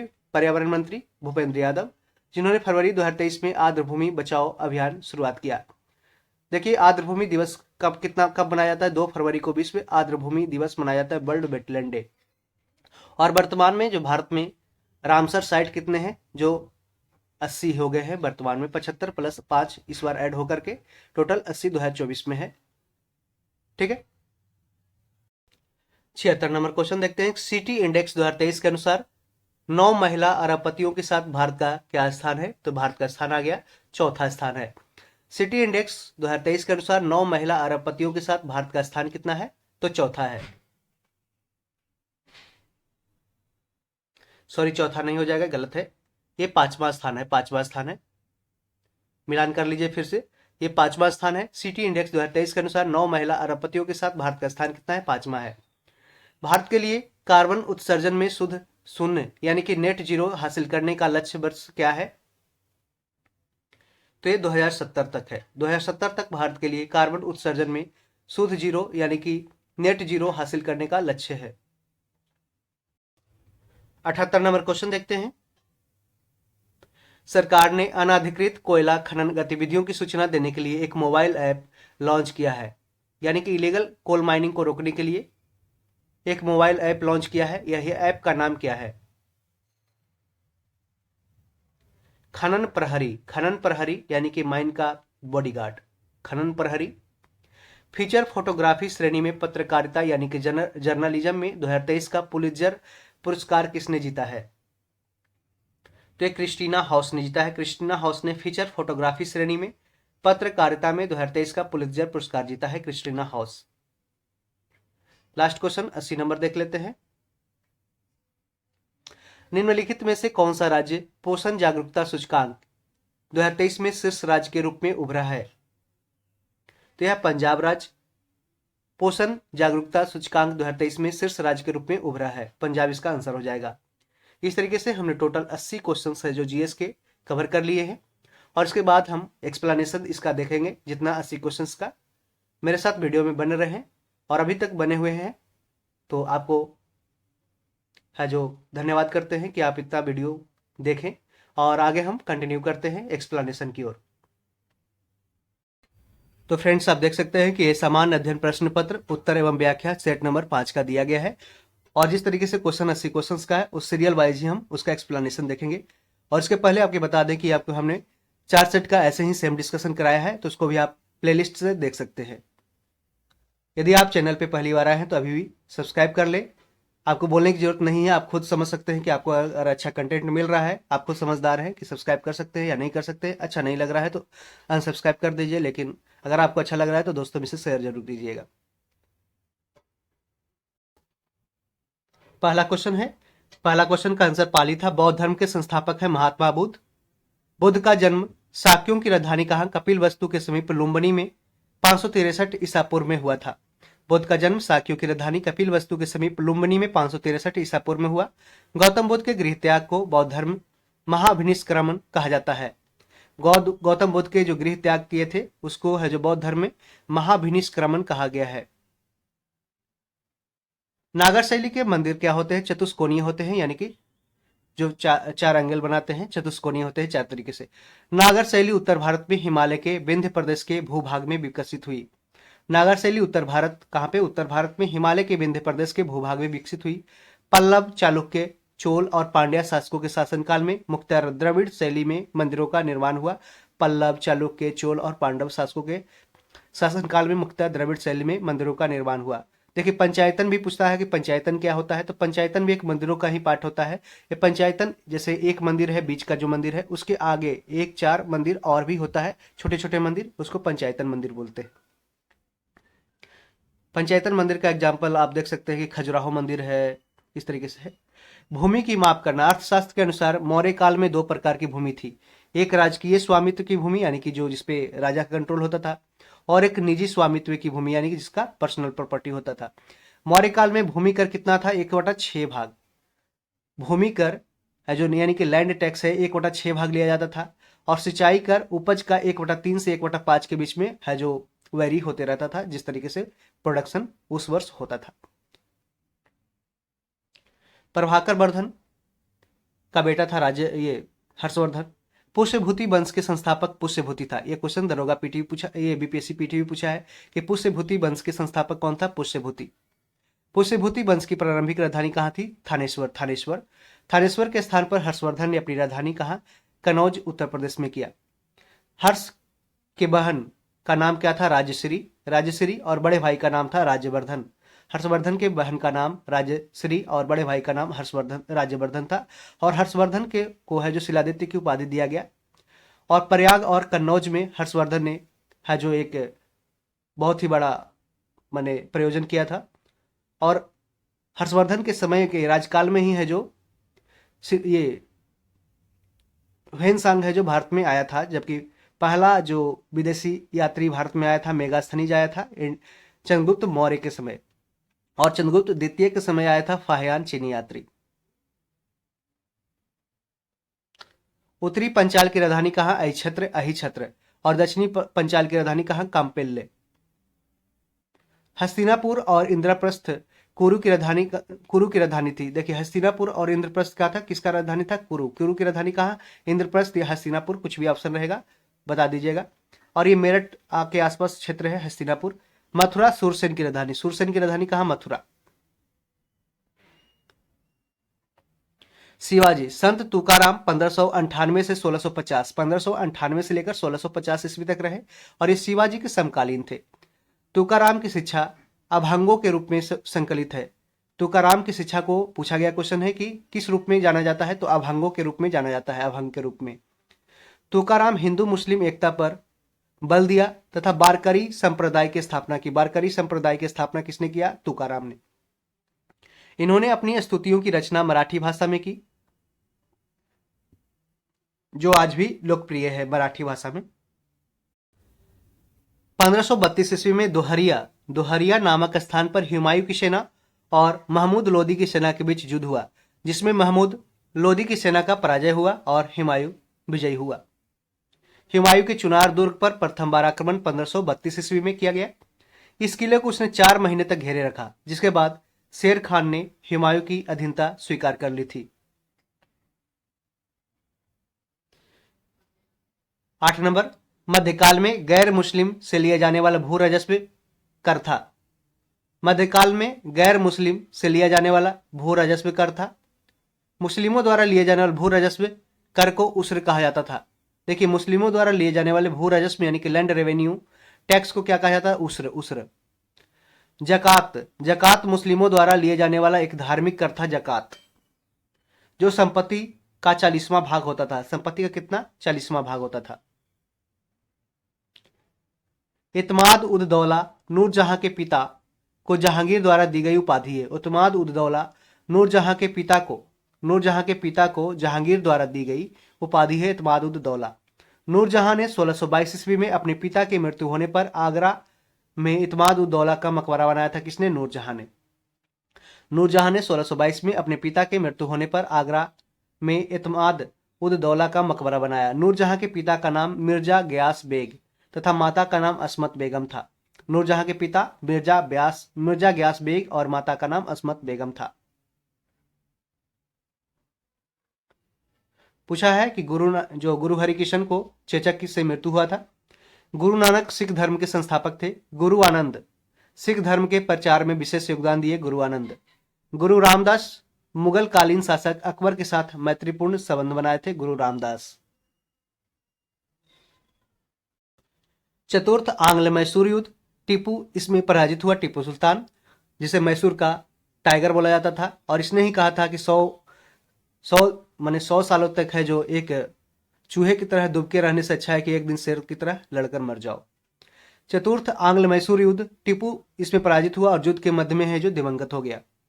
देखते हैं 4 आंग्ल मैसूर युद्ध हुए और कौन से वर्ष में हुए, कौन उसमें गवर्नर जनरल थे और संधि क्या था।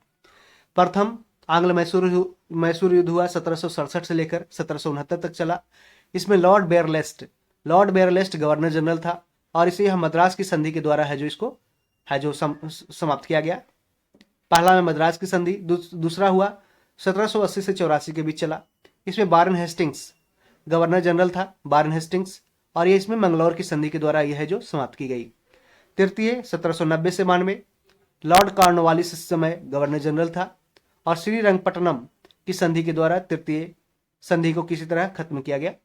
लेकिन चतुर्थ जो हुआ एंग्लो मैसूर युद्ध वो 1799 में हुआ और इसमें लॉर्ड बेलेजली उस समय गवर्नर जनरल था।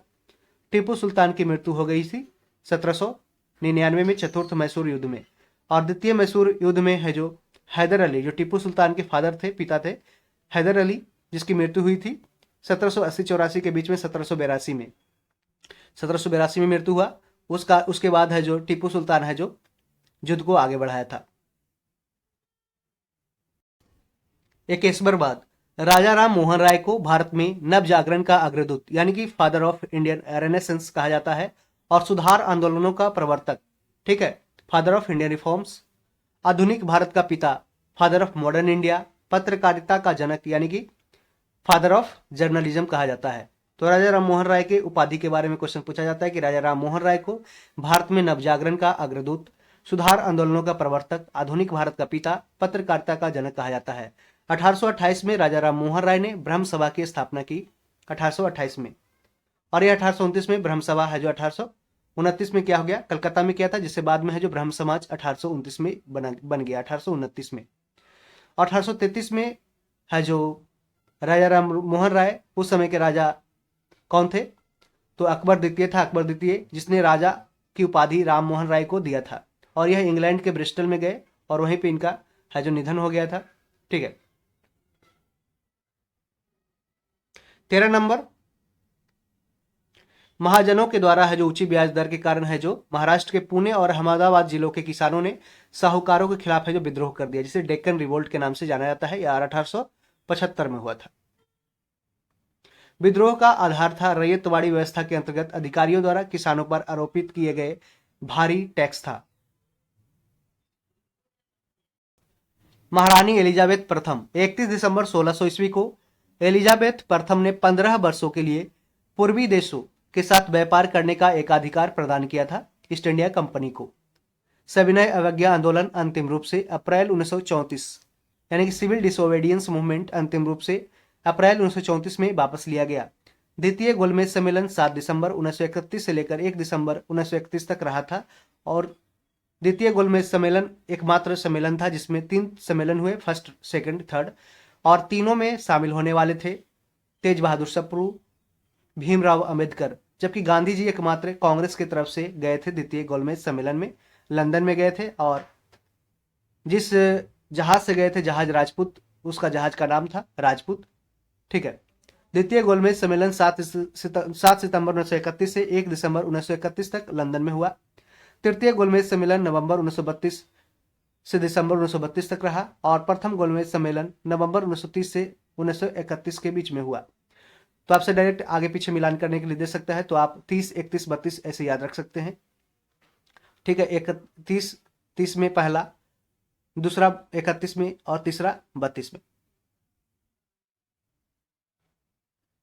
16 नंबर, अनुच्छेद 30 दिया है शिक्षण संस्थानों की स्थापना करना और प्रशासन करने का अल्पसंख्यक वर्गों का अधिकार है, यानी कि जो माइनॉरिटी क्लास होते हैं, यानी कि लिंग्विस्टिक तरीके से, यानी कि भाषा के आधार पर या धर्म के आधार पर संविधान में 2 तरह के अल्पसंख्यक को माना गया है, भाषा के आधार पर और धर्म के बेसिस पे, दो आधार पे, धर्म और भाषा के आधार पे अल्पसंख्यक वर्गों का अधिकार है कि शिक्षण संस्थाओं का स्थापना करना और प्रशासन करना, अनुच्छेद 30 के अंदर। अनुच्छेद 44 में दिया है नागरिकों के लिए एक समान नागरिक संहिता, यानी कि uniform civil code for the citizens, ठीक है। समान नागरिक संहिता अभी हाल ही में उत्तराखंड राज्य के द्वारा है जो स्टार्ट किया गया, बनाया गया है, और इसके पहले एकमात्र गोवा राज्य ही है जो यूनिफॉर्म सिविल कोड को है जो प्रोविजन में है वहां पे। अनुच्छेद 45 या 6 वर्ष से कम आयु के बालकों को निःशुल्क एवं अनिवार्य शिक्षा का प्रावधान दिया गया है। अनुच्छेद 45 के द्वारा 6 वर्ष से कम आयु के बालकों को निःशुल्क एवं अनिवार्य शिक्षा। फ्रेंड्स, यदि हम स्लो थोड़ा बोल रहे हैं तो इसको आप डबल स्पीड में देख सकते हैं, क्योंकि डबल स्पीड में बोलते हैं तो साउंड आगे पीछे हो जाता है और एक अच्छे से नहीं हो पाता है, वीडियो कंप्लीट नहीं हो पाएगा, आपको फिर कंप्लेन हो जाएगा, ठीक है। सरदार वल्लभ भाई पटेल जुनागढ़ रियासत को जनमत संग्रह के आधार पर, हैदराबाद की रियासत को पुलिस कार्रवाई के माध्यम से और जम्मू कश्मीर की रियासत को विलय पत्र पर हस्ताक्षर के द्वारा भारत में मिलाया गया। देखते हैं जवाहरलाल नेहरू, ये राष्ट्रमंडल संबंध मामले तथा विदेशी विभाग के अध्यक्ष थे, सदस्य थे जवाहरलाल नेहरू। सरदार वल्लभ भाई पटेल, गृह सूचना और प्रसारण जो विभाग था ये सरदार वल्लभ भाई पटेल के अंतर्गत गृह सूचना और प्रसारण। बलदेव सिंह रक्षा मंत्री थे, बलदेव सिंह, और ये इंटरिम गवर्नमेंट की बात हो रही है, अंतरिम सरकार की। मुख्य चुनाव आयुक्त का कार्यकाल 6 वर्ष या 65 वर्ष की आयु जो भी पहले हो तब तक रहेगा। अन्य चुनाव आयुक्तों का कार्यकाल 6 वर्ष या 62 वर्ष की आयु जो पहले हो तब तक रहता है।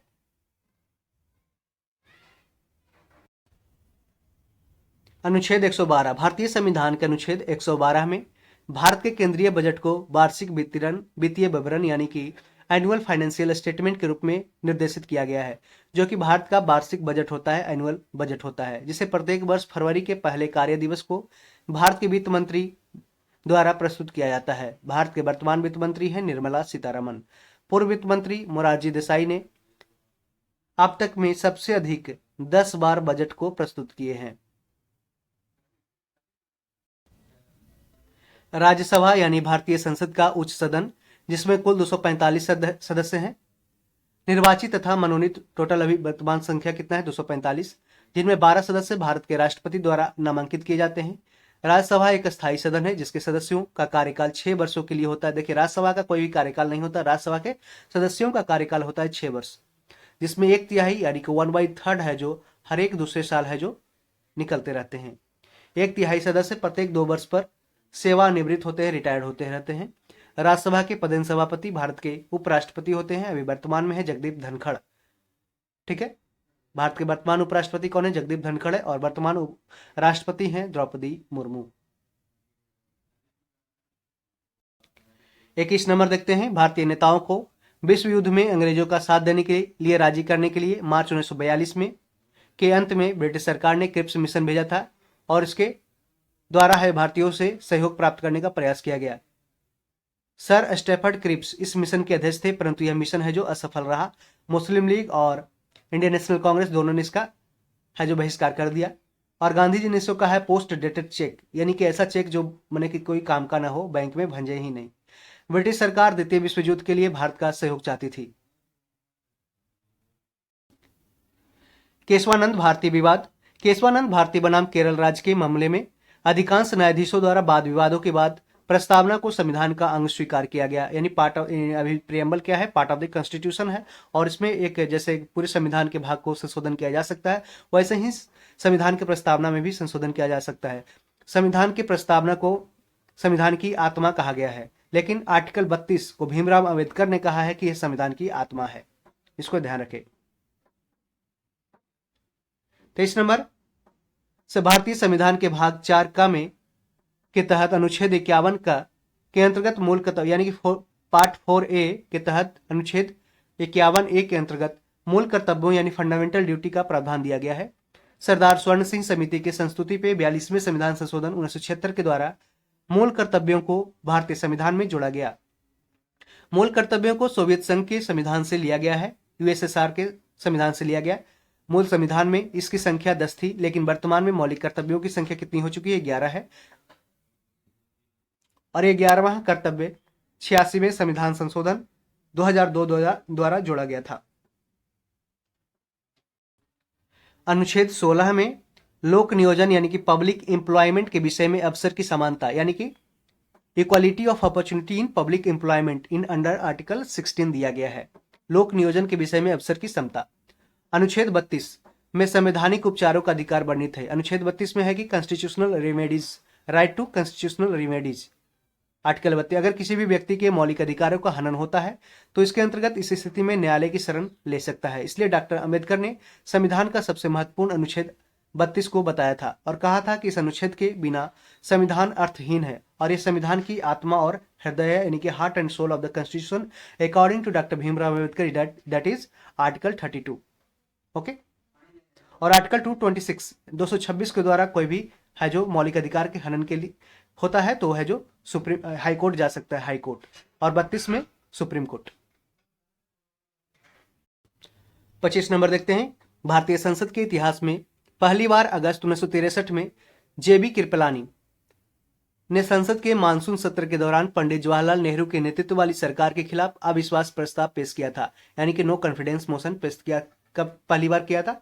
अगस्त 1963 में किया गया था। अगस्त भारतीय संसद के इतिहास में पहली बार अगस्त 1963 में जेबी कृपलानी ने संसद के मानसून सत्र के दौरान पंडित जवाहरलाल नेहरू के नेतृत्व वाली सरकार के खिलाफ अविश्वास प्रस्ताव पेश किया था, सरकार को गिराने के लिए। इसका निर्धारण भारतीय खाद्य निगम यानी कि एमएसपी, मिनिमम सपोर्ट प्राइस का निर्धारण भारतीय खाद्य निगम द्वारा नहीं किया जा सकता है, ये गलत है। ठीक है।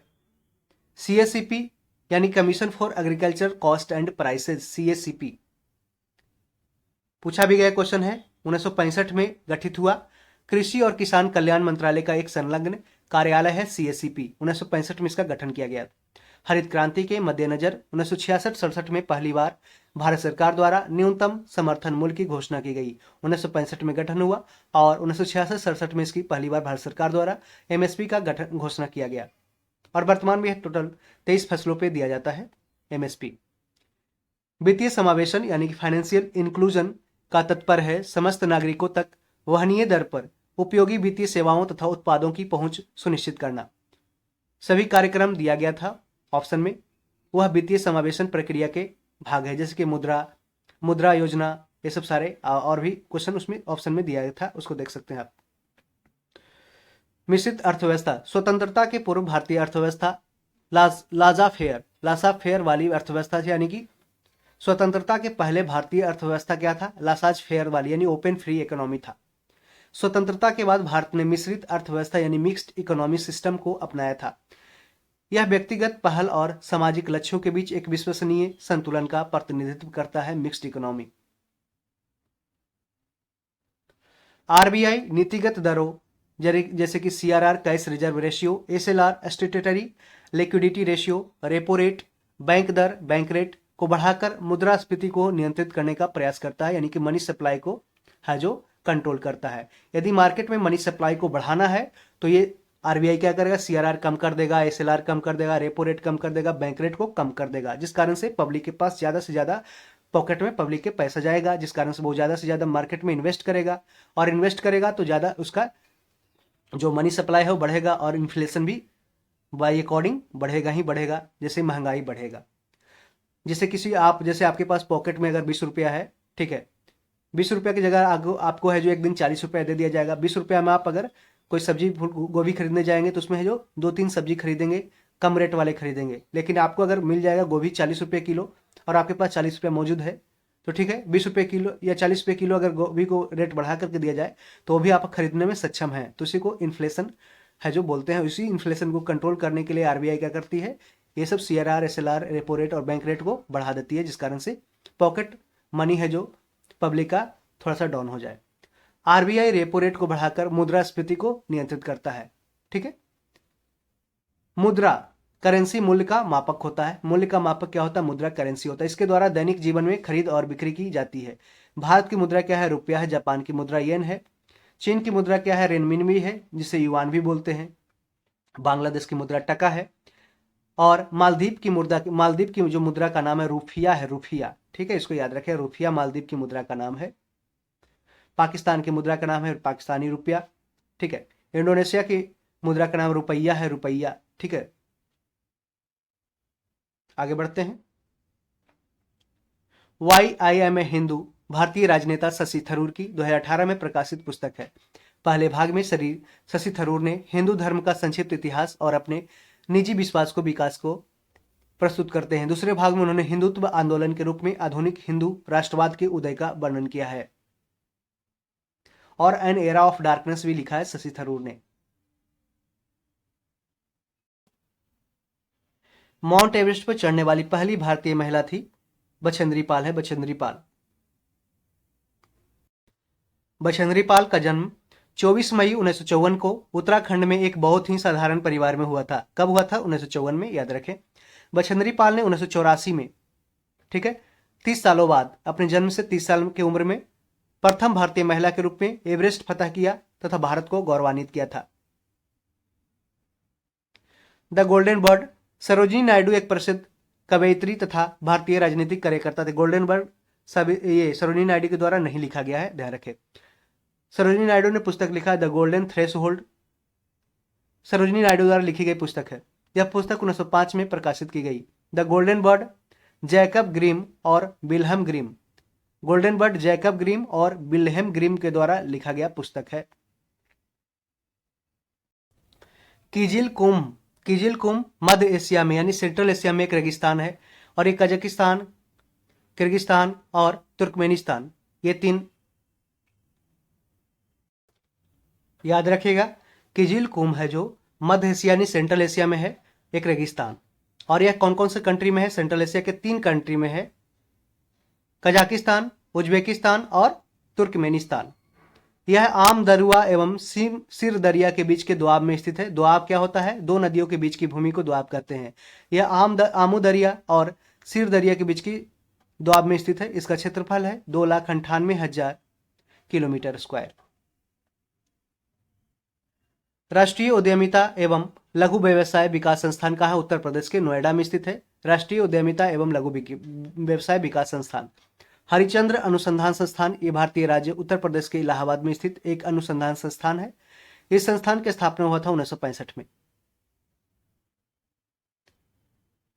बौद्ध रचनाओं में 16 महाजनपदों और लगभग 10 गणराज्यों की चर्चा मिलती है।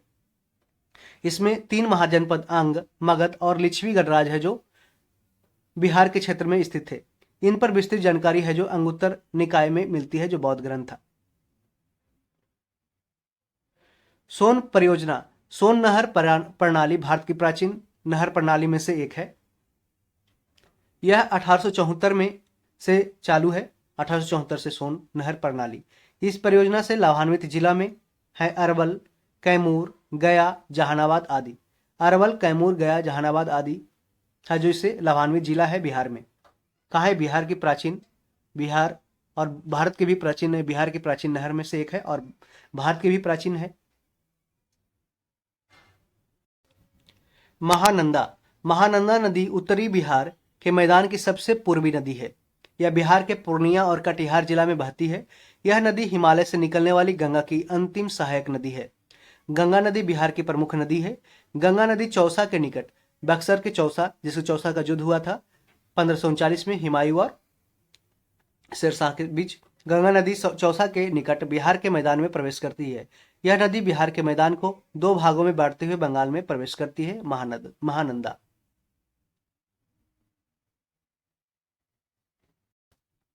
मछलियों के गलफड़े उन्हें पानी में घुली ऑक्सीजन का उपयोग करने में मदद करता है। गलफड़े त्वचा के उभार होते हैं।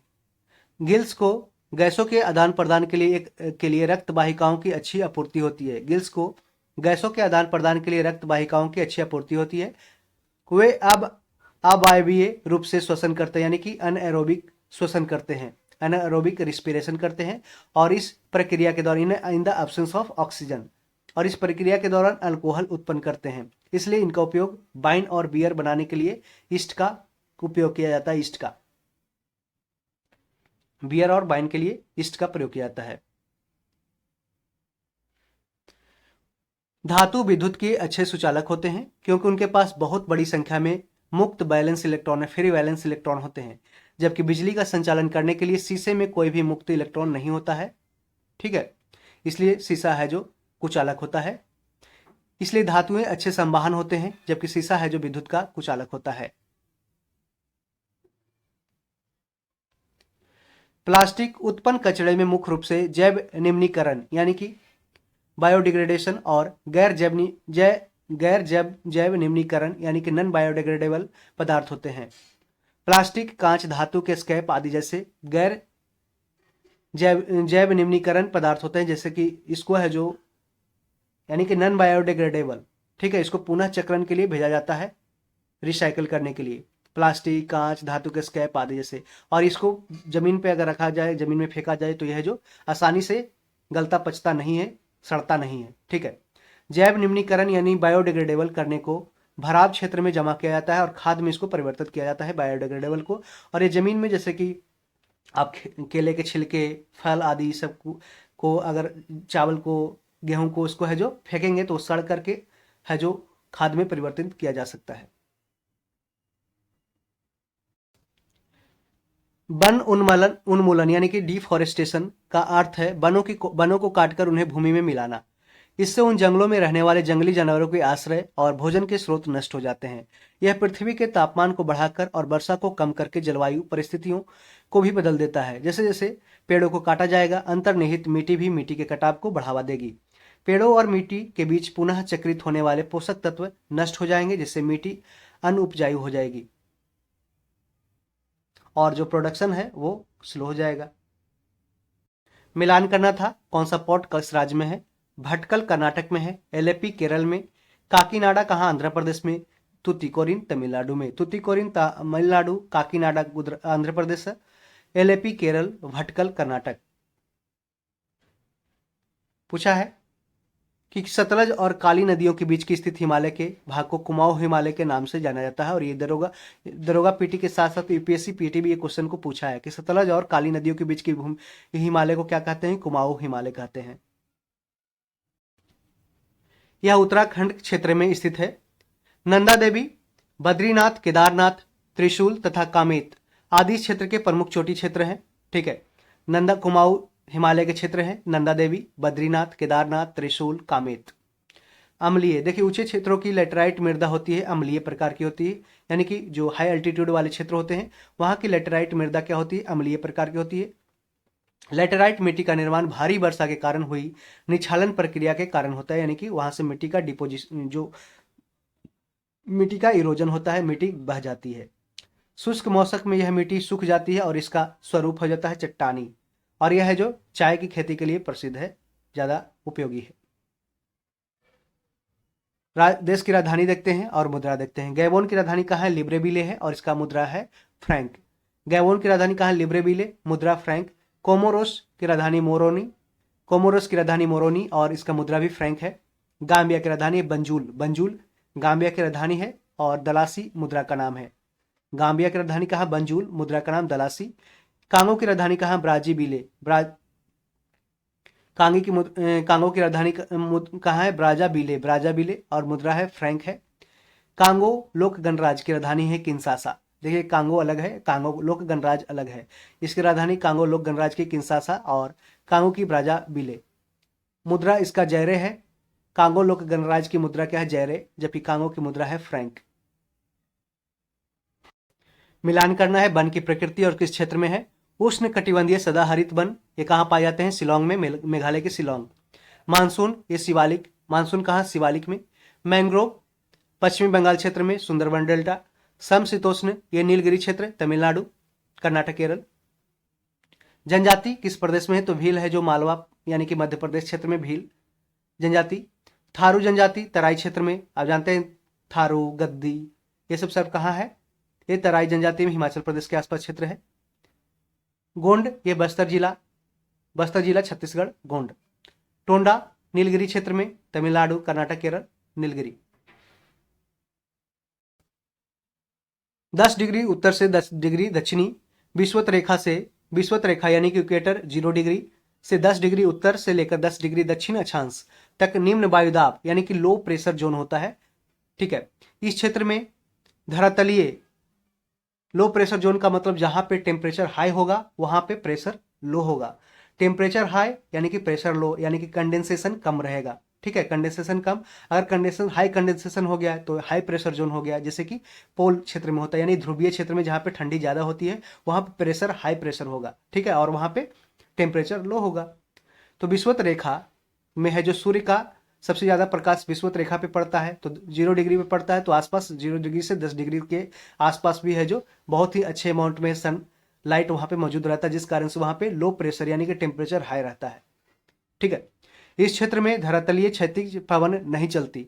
इस क्षेत्र में धरातलीय क्षैतिज पवन नहीं चलती है क्योंकि इस ओर जाने वाली पवनें इसकी सीमाओं के समीप पहुंचते ही गर्म होकर ऊपर उठने लगती है और संवहनीय धारा यानी कन्वेक्शनल करंट को जन्म देता है, जिस कारण से हवाओं की गति कम होने के कारण वातावरण शांत रहता है। और इसी कारण इस पेटी को शांत पेटी या डोल्ड्रम कहते हैं। डोल्ड्रम का मतलब होता है शांत पेटी।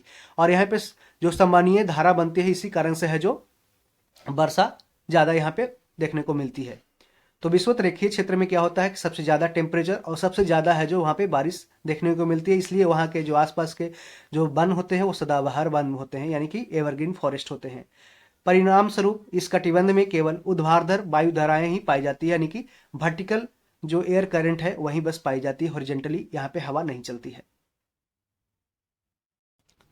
एनीलिडा, संघ एनीलिडा का शरीर होता है लंबा, पतला, द्विपार्श्व, सममित एवं खंडों में बटा हुआ होता है संघ एनीलिडा का शरीर।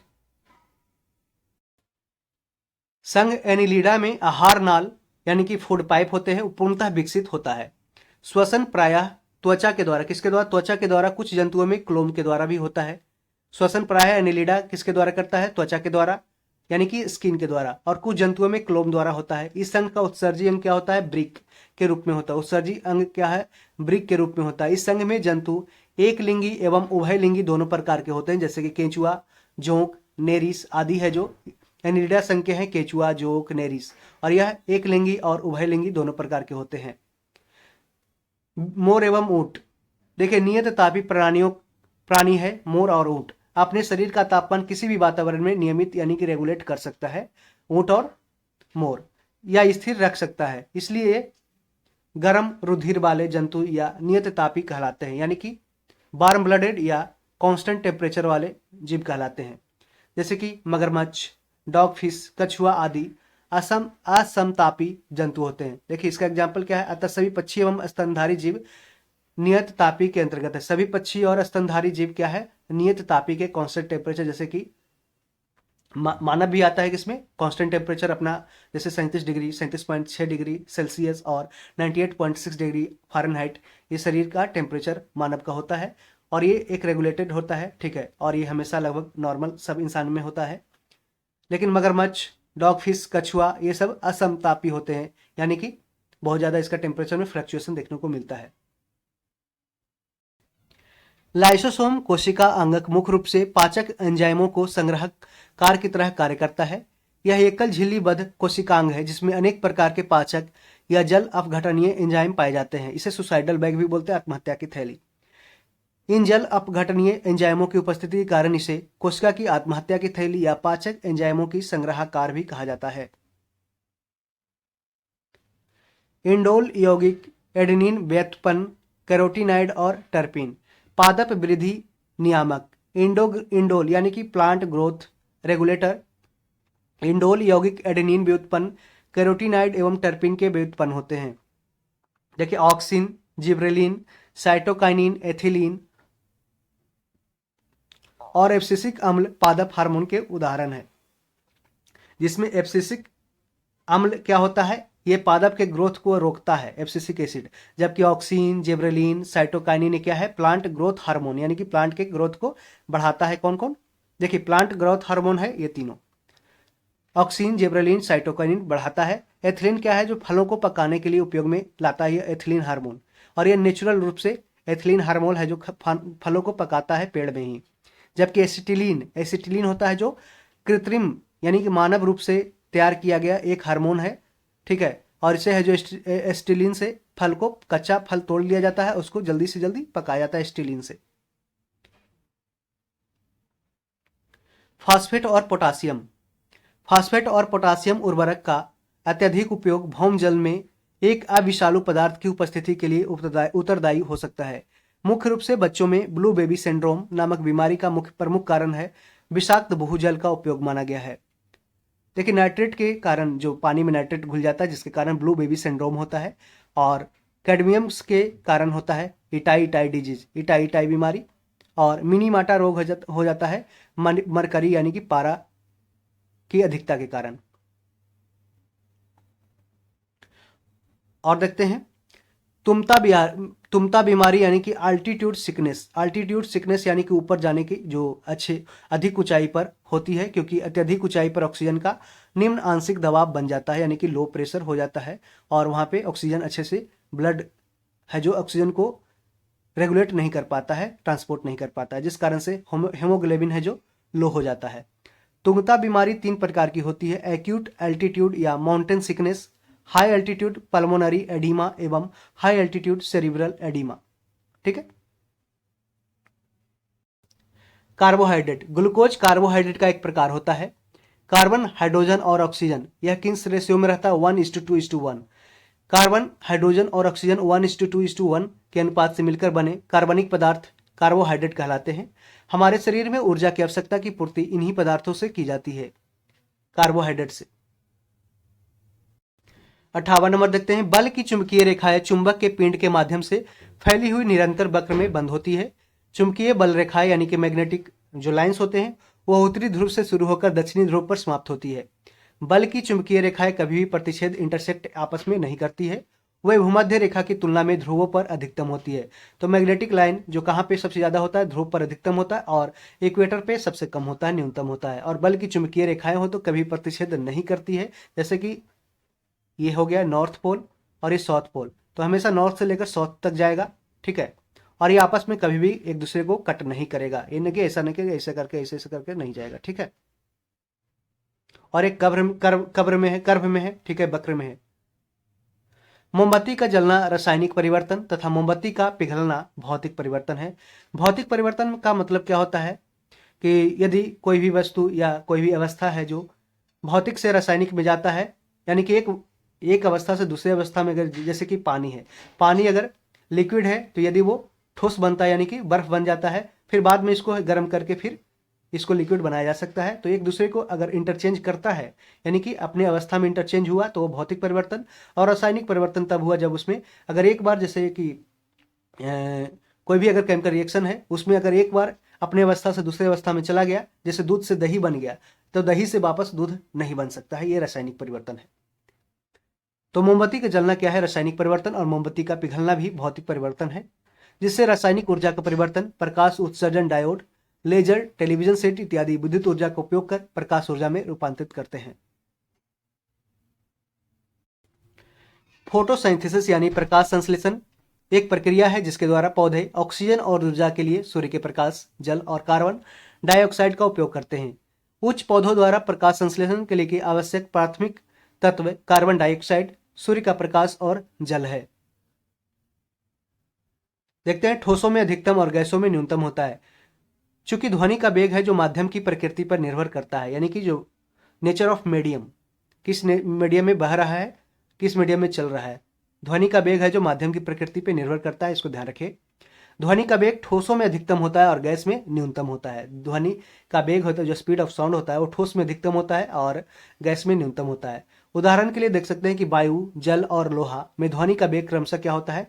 वायु में 332 मीटर पर सेकंड, यानी कि एक सेकंड में 332 मीटर है जो वायु अपने स्पीड को, जो साउंड ऑफ स्पीड है वायु में 332 मीटर चलता है एक सेकंड में। वही जल में चलता है 1450 मीटर पर सेकंड, एक सेकंड में 1450 मीटर, लगभग 1.5 किलोमीटर। वही 5100 मीटर पर सेकंड, यानी ध्वनि का वेग है जो लोहा में, यानी कि स्टील में सबसे ज्यादा होता है, लोहा में सबसे ज्यादा होता है। 5100 मीटर पर सेकंड की स्पीड से चलता है लोहा में ध्वनि का वेग। अनुदैर्ध्य तरंग माध्यम के घनत्व का परिवर्तित करती है, लेकिन अनुप्रस्थ तरंगे माध्यम की आकृति में परिवर्तन लाती है। अनुदैर्ध्य तरंग माध्यम के घनत्व का परिवर्तित करती है, लेकिन अनुप्रस्थ तरंग, ठीक है, एक ये होता है ट्रांसवर्स वेव, एक होता है लॉन्गिट्यूड वेव। लॉन्गिट्यूड वेव में देखिए, लॉन्गिट्यूड में होगा आपको लॉन्गिट्यूड और अनुप्रस्थ और अनुदैर्ध्य में पहले अंतर बताते हैं हिंदी भाषियों के लिए, कि जहां धा आया तो ध्वनि, प्रा आया तो प्रकाश, ठीक है। ये प्रकाश में होता है अनुप्रस्थ, धा में, ध्वनि में अनुदैर्ध्य। और इंग्लिश वाले लॉन्गिट्यूड, यानी कि लॉन्गिट्यूड, एल से लॉन्गिट्यूड में, और लॉन्गिट्यूड इसका इंग्लिश वर्ड है, लॉन्गिट्यूड में एल आता है, एल से लाइट होता है, और ट्रांसवर्स में एस आता है, एस में साउंड हो गया, ठीक है, ध्वनि हो गया, ठीक है। गैस की आकृति में परिवर्तन सरल है, परंतु इनके अणु वापस अपनी वस्तु स्थिति को प्राप्त नहीं करते हैं। गैस की आकृति में परिवर्तन सरल होता है, परंतु इसके अणु वापस अपनी वस्तु स्थिति को प्राप्त नहीं करते हैं, अतः अनुप्रस्थ तरंगे गैस में गमन नहीं करती है। जो अनुप्रस्थ तरंगे होती है, यानी कि ट्रांसवर्स वेव होते हैं, वह गैस में गमन नहीं करता है, इसको ध्यान रखें। तो फ्रेंड्स, यदि हमारे समझाने का तरीका आपको पसंद आ रहा होगा या हम एक्स्ट्रा इन्फॉर्मेशन देने में आपको मदद कर रहे होंगे, आपके नॉलेज का इजाफा कर रहे होंगे, आपके तैयारी को आगे बढ़ा रहे होंगे, तो आप खुद समझदार होंगे कि इस चैनल को सपोर्ट करना है, सब्सक्राइब करना है कि नहीं, आपके लिए काफ़ी फायदेमंद साबित हो सकता है या नहीं हो सकता है, ये आप खुद डिसाइड कीजिए। इसमें मैं कुछ नहीं बोलूँगा आपको कि आप सब्सक्राइब करें। आपको अभी हम बोल देंगे कि सब्सक्राइब कीजिए, बाद में आप अनसब्सक्राइब कर देंगे तो इससे हमको कोई मतलब नहीं है ज़्यादा। हमारा काम है कि बस आपको हम नॉलेज को आगे बढ़ाना है, ठीक है। शुरुआत करते हैं 63 नंबर के क्वेश्चन से। एक्स किरणें विद्युत चुंबकीय तरंगे होती है, यानी कि इलेक्ट्रोमैग्नेटिक वेव्स होते हैं एक्स किरण। यह एक प्रकार की ऊर्जा है, यह एक प्रकार की ऊर्जा है जिसमें विद्युत स्थितिज एवं चुंबकीय स्थिति ऊर्जा निहित होती है। इन पर किसी तरह का कोई आवेश नहीं होता है। देखिए, एक्स किरण पर कोई भी चार्ज नहीं होता है और यह एक प्रकार की ऊर्जा है जिसमें विद्युत स्थितिज एवं चुंबकीय स्थिति ऊर्जा निहित होती है, इसमें मौजूद होती है। विद्युत क्षेत्र या चुंबकीय क्षेत्र द्वारा विक्षेपित नहीं होती है, इसका क्वेश्चन का आंसर है। एल्किल हैलाइड, एल्किल हैलाइड में प्रकार्यक समूह यानी कि फंक्शनल ग्रुप समावयवता संभव नहीं है।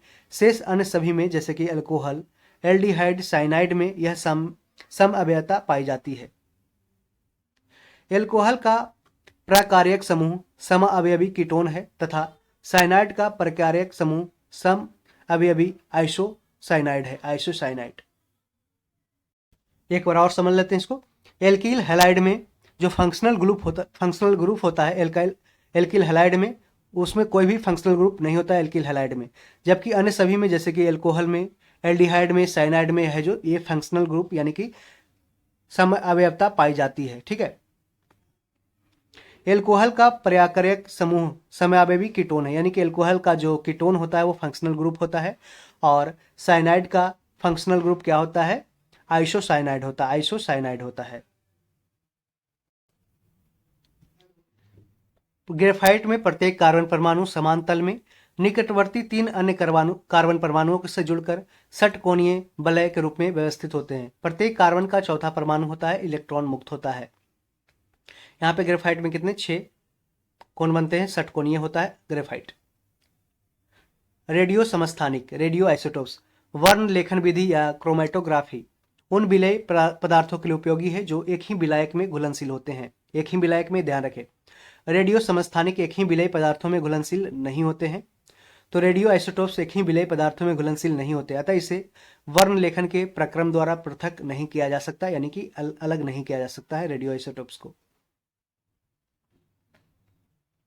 हेनरी मोसले ने प्रयोग द्वारा सिद्ध किया कि तत्वों का मौलिक गुण परमाणु क्रमांक होता है, ये एटॉमिक नंबर होता है, परमाणु भार नहीं। इस आधार पर मोसले ने मेंडलीफ के आवर्त नियम, मेंडलीफ के जो पीरियोडिक टेबल दिया गया था उसको संशोधित करके आधुनिक आवर्त नियम यानी कि modern periodic modern periodic table बनाया था मोसले ने, जिसके अनुसार मोसले ने बताया कि तत्वों के भौतिक एवं रासायनिक गुण है जो उनके क्रमांकों के फलन होता है, यानी कि उसके एटॉमिक नंबर पे डिपेंड करता है, उसके एटॉमिक मास पे डिपेंड नहीं करता है, ठीक है। और जो पहला पीरियोडिक टेबल मेंडलीफ ने दिया था वो कहा था कि सिर्फ ये परमाणु क्रमांक के आधार पे नहीं, परमाणु द्रव्यमान के आधार पे होता है।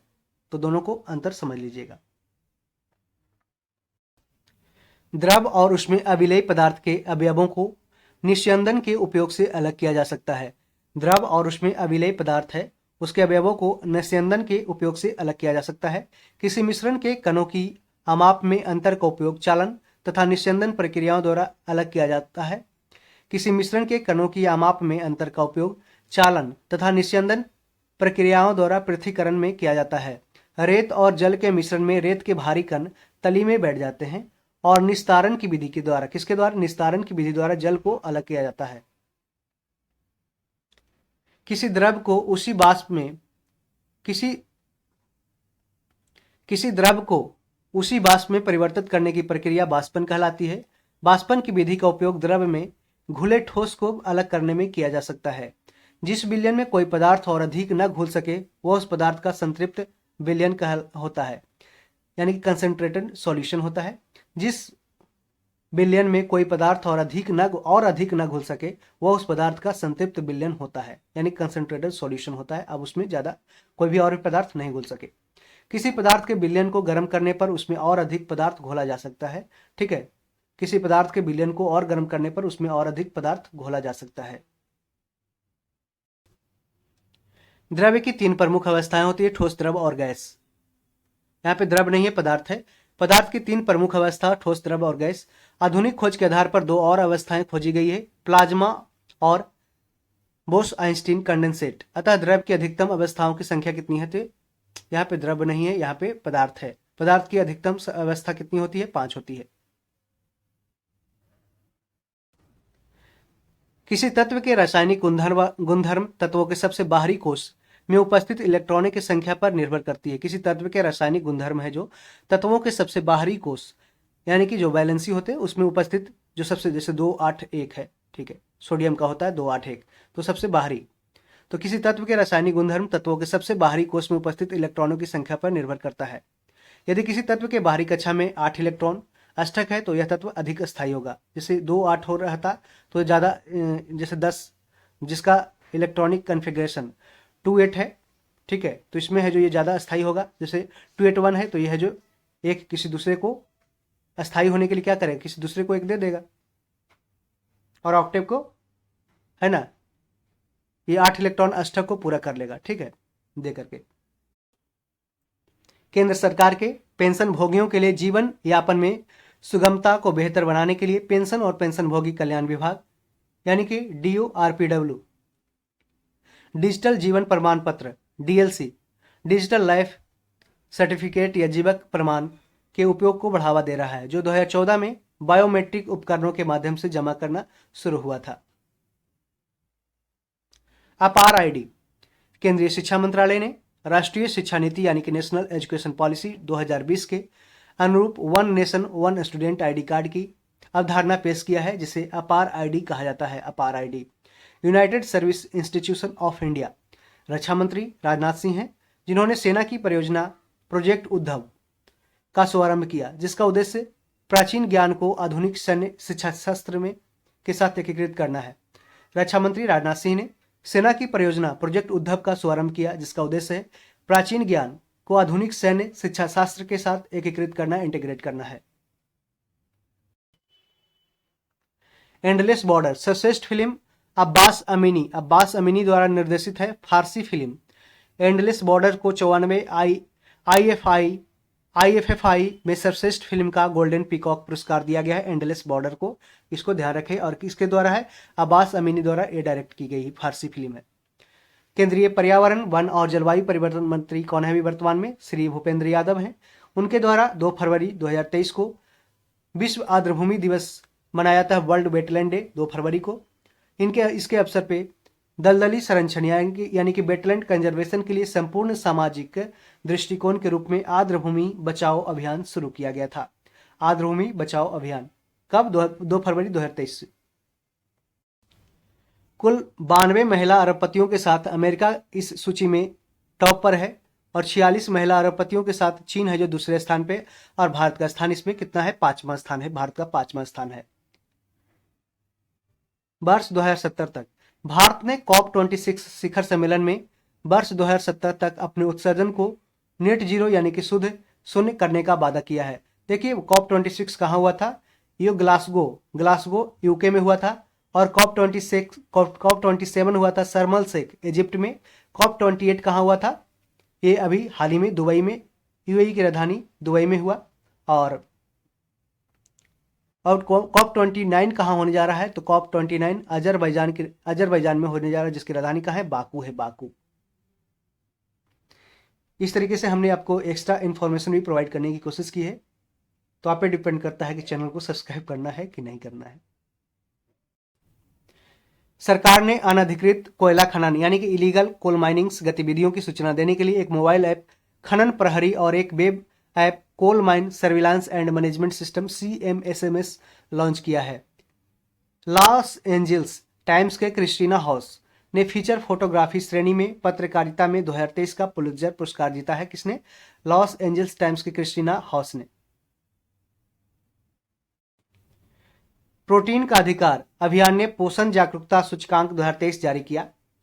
तो अंतिम उपभोक्ताओं द्वारा भारत में जागरूकता, सामर्थ्य और पोषण की पहुंच का आकलन करने वाला एक राज्यवार सूचकांक है, जिसमें कौन सा स्थान रहा? पंजाब का पहला स्थान रहा। प्रोटीन का अधिकार अभियान ने पोषण जागरूकता सूचकांक 2023 जारी किया। तो अंतिम उपभोक्ताओं द्वारा भारत में जागरूकता, सामर्थ्य और पोषण की पहुंच का आकलन करने वाला एक राज्यवार सूचकांक है ये। तो इस तरीके से हमने टोटल 80 क्वेश्चंस का जीएस का ऑप्शन, ऑब्जेक्टिव प्लस उसका एक्सप्लेनेशन एडिटोरिया के द्वारा प्रोवाइड किए गए दरोगा मेंस टेस्ट के लिए हम प्रैक्टिस सेट नंबर 5 का सॉल्यूशन कंप्लीट रूप से देख लिए। और यह टोटल जो 20 क्वेश्चन है आप खुद से मैथ अटेम्प्ट कर सकते हैं, इसलिए हम ज़्यादा आपको फोर्स नहीं कर रहे हैं। खुद आप मैथ का क्वेश्चन अटेम्प्ट करेंगे तो ज़्यादा बेहतर होगा, आपकी प्रैक्टिस ज़्यादा स्ट्रांग होगी। तो दोस्तों लास्ट बार भी यही कहेंगे कि यदि चैनल पे आपको अच्छा कंटेंट मिल रहा है, अच्छे तरीके से हम समझा पा रहे हैं, और यदि आपके मेंस की तैयारी में थोड़ा सा भी हम एक योगदान दे पा रहे हैं, तो चैनल को आप सब्सक्राइब करेंगे या नहीं, ये आप पे डिपेंड करता है। इसी के साथ thank you, all the best.